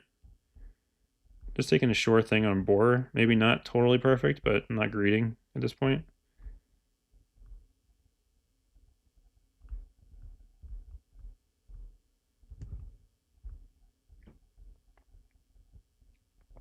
All right, I finally got a little bit of room to spin. This is the most exciting gameplay you'll find in HVH, is spinning to win. All right, Armor Tome is nice. All right, he did his job, so I can like safely bring in Warlord at this point, which is like all I'm really aiming to do.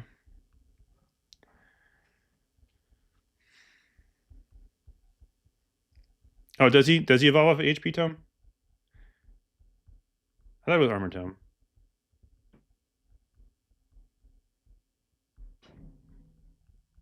I gotta check. Oh, you're talking about which one? I gotcha. Sorry. All right, so can we... I need damage tome, right? All right, ask and you shall receive again. Man, that ultimate, dude. Do you see that? His ultimate goes off and the whole floor just goes away. That's crazy. It's too bad. So, oh, the new skins. So, the one... I really liked Peace Lord. I thought that was really ironic because the Warlord turns into Peace Lord. I thought that was, like, very well fitting. Did I not evolve his weapon? That was stupid. You guys should all vote for my Beach Time Mage. I actually want to come in second. I don't want the skin. I want to come in second. As for the gems. So I mean, I'll take a Beach Time Mage skin. It'd be kind of cool. But in all honesty, I want to come in second and get, or third, and just get gems. That's like way more valuable to me than the skin at this point. So I want people to vote for me, but don't vote a lot.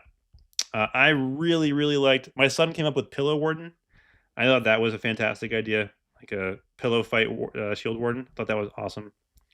I really liked the riot warden, but I've heard a couple people say it's like too serious for the game, and I thought that might be true. What are some really good skins? People really like the cyber looking skins. I'm not a huge cyber guy, but I was looking at the most popular skins in League of Legends, and their cyber line is actually like one of the most popular ones there is. That one and the Popstar one is really big for them, which I thought would be cool too if they did like Popstar versions of some of the heroes. The big thing for the skin contest, in my opinion, is they should pick something with a line. So they shouldn't just make the winner like a one-off random thing. They should do it with a theme so that they can then do a bunch of other heroes and like start creating like a thematic like set of heroes. I think that would be fun. So like beach time, pool party themed, or like cyber themed, or pop star, right? You can do then like a whole set of them that all share the same theme, versus the two random ones they did so far, right? Were just like totally random heroes with totally random skins. Was just like throwing it out there, hoping for the best. I bet just someone in a meeting was like, we should do skins. And they're like, yeah, let's do skins. And they did that. I'm going to try Bunny and see with this little health, if it does enough damage to like instant clear out Horde at the beginning here. But yeah, so I think they should do like, it would be cool if they started doing a thematic skin line. That'd be cool. Can you guys leave me alone, Horde? No, not gonna leave me alone.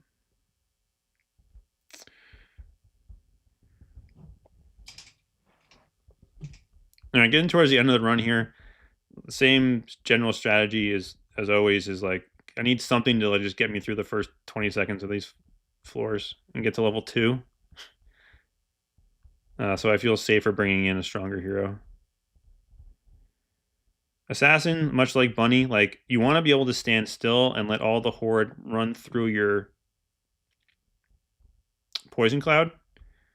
But with this, it's just not enough damage, so that in theory you could like domino them, right? You clear one horde, it leaves behind a poison trail, it clears out the next set of horde.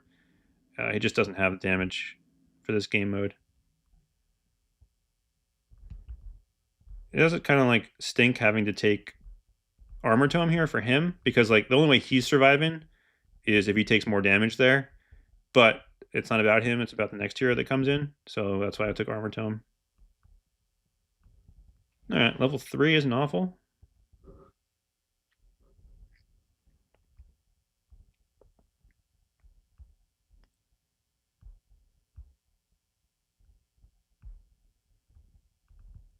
It's all going to come down to his ultimate, just clearing out the board. Like that. Also, like, wizard boots are vitally important in this game mode, because there's just no way, with all the stuff you're dealing with, that you could ever go and, like, collect the XP that you need without wizard boots.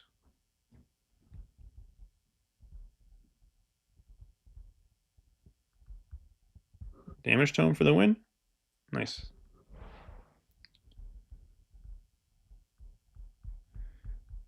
It would have been nice to pop that elite like right on the damage tome upgrade, but didn't happen. Remember, this is a 3 times damage warlord, right?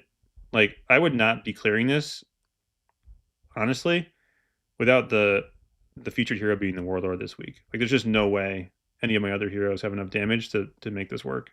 And I don't know if the unfeatured warlord would have been it.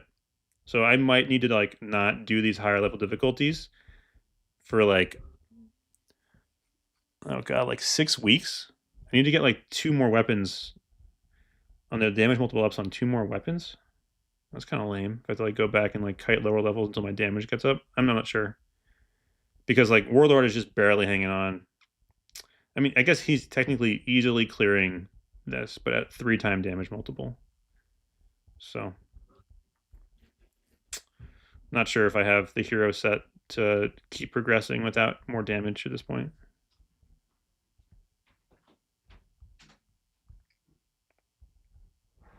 What am I gonna have for lunch? That's the big thing. Hey, Lena. Welcome to the stream.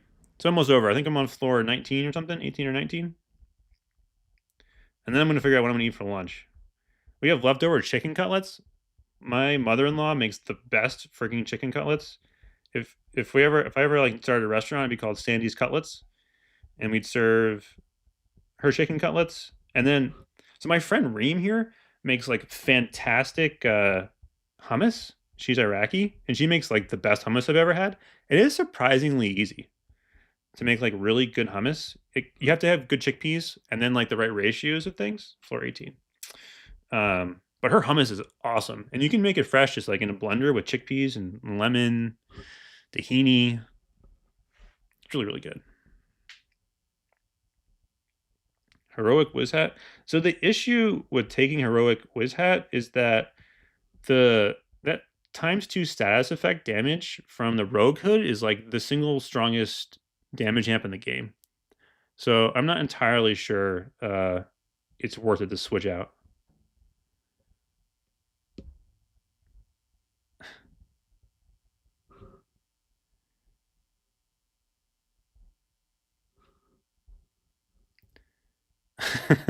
I mean, I would like to do that, but like I was saying earlier, I feel weird taking like stuff that isn't adventure passies. I don't know, just my take on it. I really like getting the passes, but I feel like getting free stuff is like almost out of the spirit of the game. But if I could like have it momentarily, that would be sweet. All right, I need one opener for this level. Let's go Trapper. Trapper's fun to play. Trapper 2, right? Really, really good hero design. This is when Frey would turn the corner and like figured out hero design, I think, really well. Although Slime Sage exists, but Trapper was like was a masterclass in hero design. Really, really like the hero because all of his forge options impact his skills and how the skills interact with the rest of the map. So, really big fan of Trapper's design.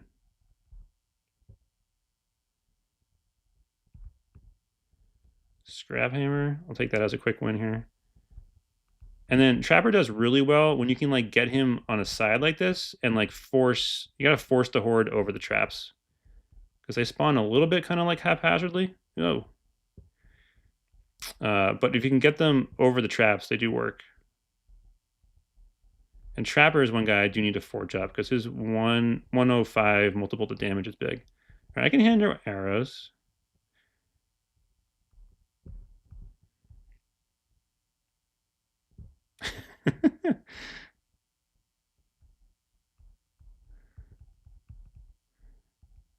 I'm telling you guys, the reason why the stuff you value the stuff in this game is because it's hard to get.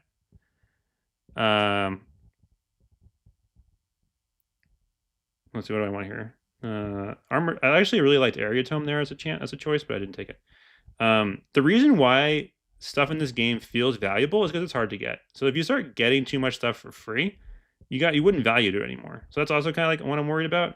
Is like if I start just getting the things that I'm working hard to get otherwise, again, it feels like cheating. Like it's not deserved.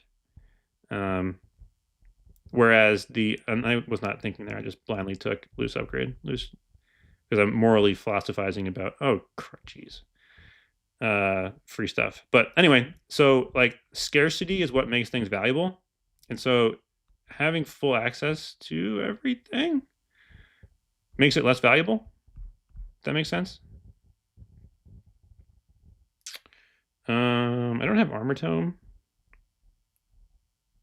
Let's bring out Werebeast because we're at the end of the run here and I've been not using him.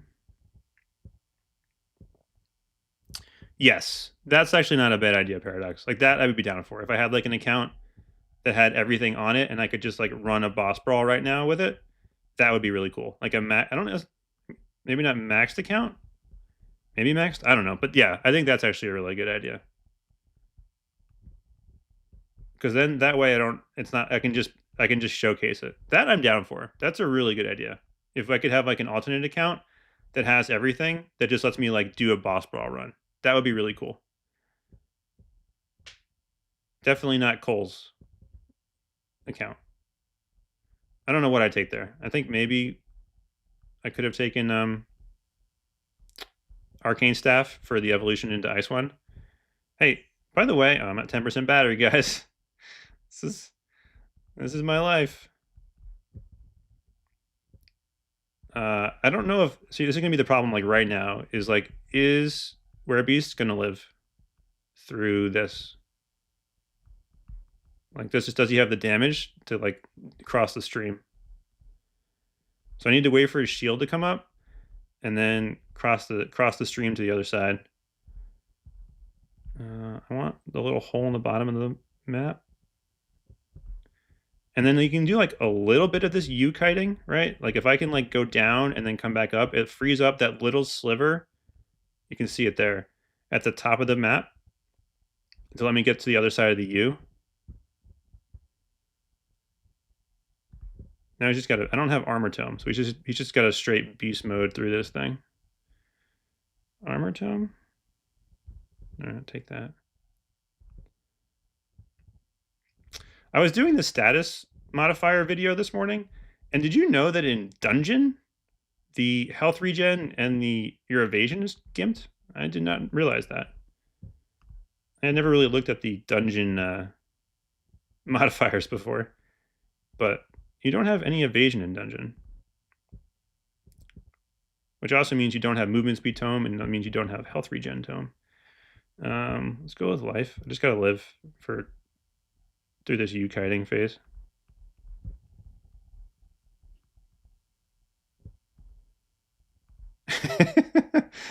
I'll take Bunny's account. I just don't want to get it out of sync.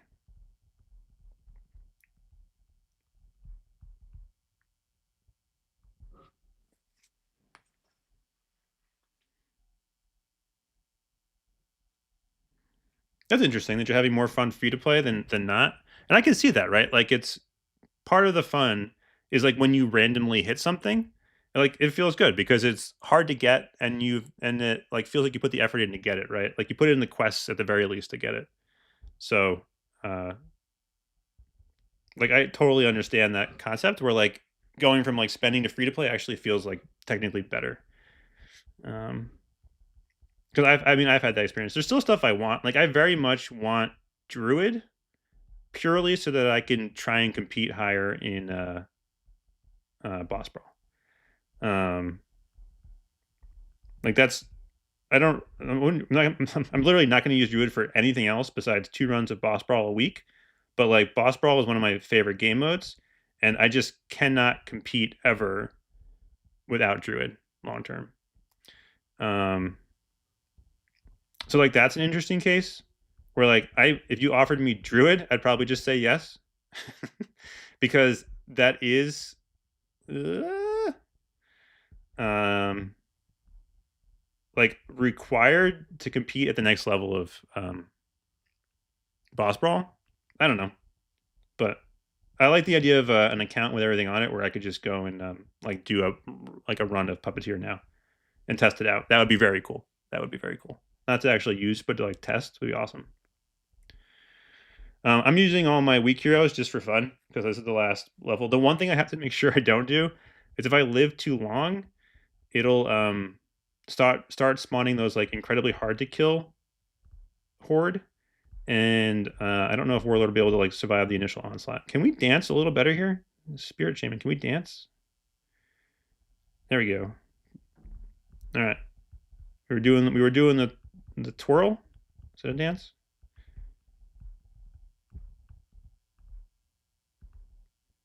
I really hope the Puppeteer isn't.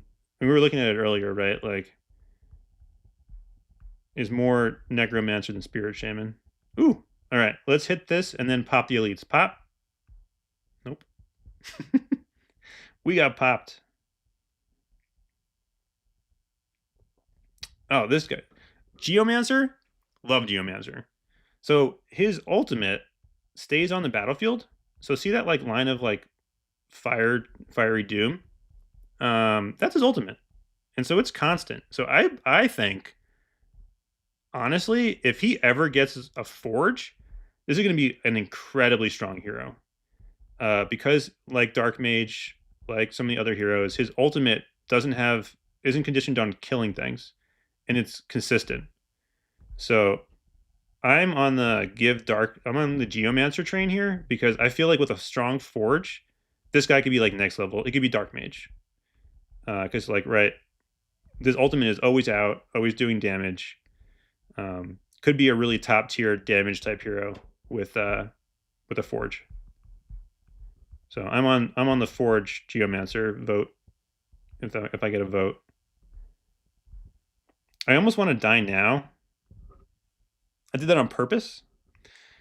Because if I lived longer, this onslaught right now would have been all the next level horde. I don't know if I could have survived it. So like this is only the skeletons.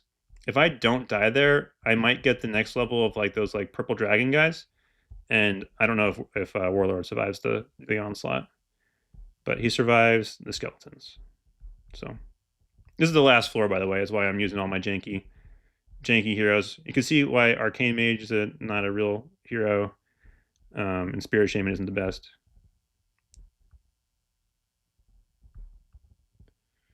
Let's see. Taking expose here is my thought. I think I have the damage. All right, I got it.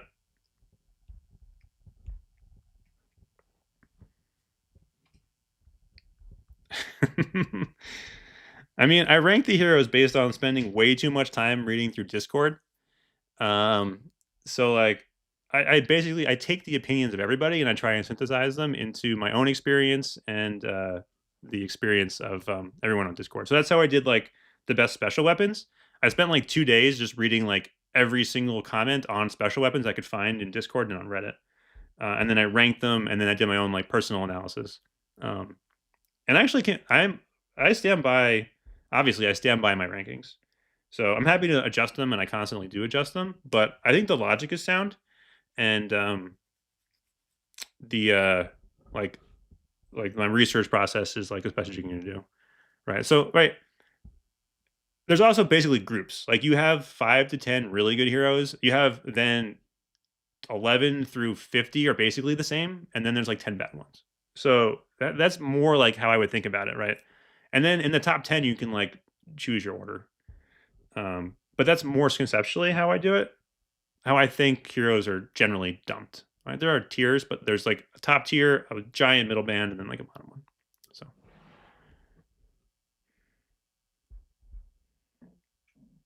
all right. Well, that was difficulty 32. And obviously, that was just the Warlord show. Like, the Warlord made it easy and was the backup. Shield Warden, surprisingly strong. Shield Warden, I have only at 3 stars, I think, too. So he's got upside. Or is he 4 stars now? No, he's only 3 stars. So that was a 3-star Shield Warden. So he's got upside. I think Shield Warden. And then, right, the big thing, too, is his 140 guy is just a 1.15 damage boost. So honestly, I think Shield Warden might be better than Werebeast. I don't know. It's going to be one of the two. In my experience thus far, Shield Warden has been better than Werebeast, because of the damage difference. Like this damage on this skill has been enough to carry him, whereas Werebeast's single target damage isn't high enough. So it'll be interesting to see when I get them. When I get this guy up to 4 stars. I think Werebeast is 4 stars, right? Yeah. And he's got a forge. So I'm high on, for Dragon's Tower, I'm higher on Shield Warden than Werebeast. I don't know if that's a popular opinion or a hot take, but that's where I am.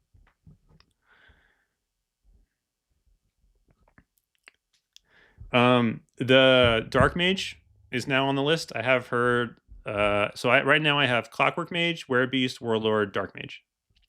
So that's my new order as of last month. I need to redo the order in like next week. And it'll stay basically the same. Oracle, I'm pleasantly surprised. I had read a ton about how she's really good with the 4-star forge, and experiencing it, definitely worth it.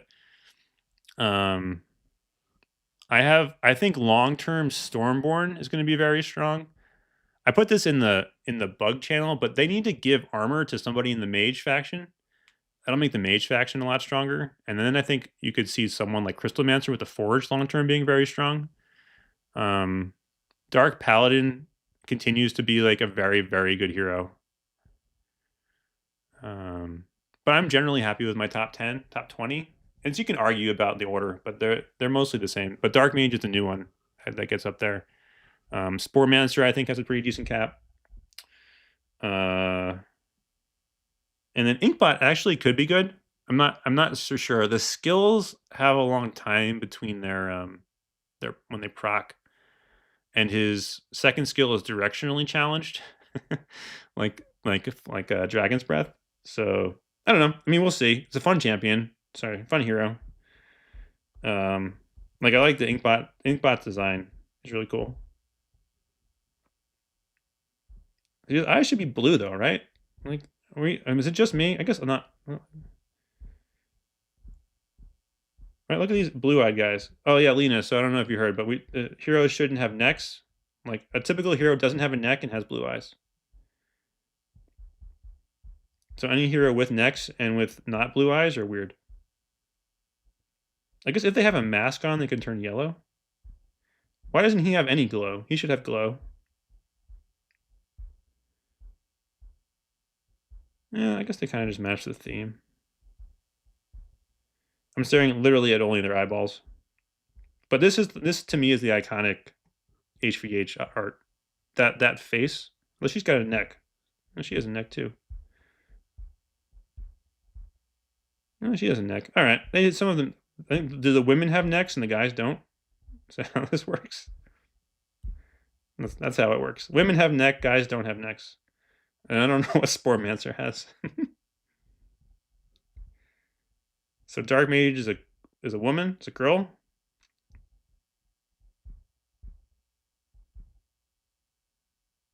What is? I'm a rubber duck.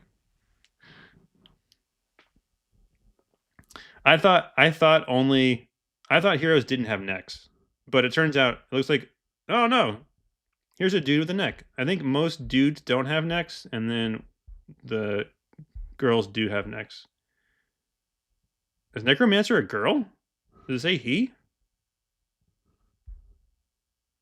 Wait. No, he summons. Okay. It's a dude. I don't know. I feel like Nex is a distinctly feminine thing in Heroes vs. Swords. This is the analysis you came for. Yeah, Aang and Sokka are a different IP though. This guy looks giraffe. Oh no, I'm out of batteries. I gotta figure out. Let me figure out a way to charge an iPhone while also exporting to HDMI. Don't know how to do that. Yeah, that's fair. Yeah, Necromancer is a dude. It says he in the lore, so it's a dude.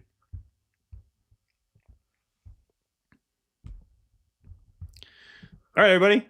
Well, thanks for tuning in. This was a lot of fun. Thanks for special guests Lena and Seymour for stopping by, and then all you regular guys. Appreciate it. Appreciate the support. I'm gonna try and do the executive producer role off the top of my head. We got Cake Invictus, Riverwind, the Wubba, and then we got Jason. Jason just won the monthly HVH giveaway. So if you become an executive producer, you might have a chance. You have a better chance to win. You get 5 entries as an executive producer. Lady Ikaika. God damn it! Every time. Paradox, Arc, Talanasti, and Colin. So I appreciate all of your support, guys. It means the world to me. It makes this a lot of fun. Thanks for everyone that stopped by and is in the chat.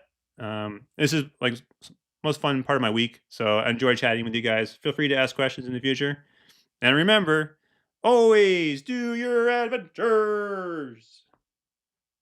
This guy is making more of an appearance every week, so apparently he's a demon with a Coke bottle on the back. All right, guys, have a good one. See you next week.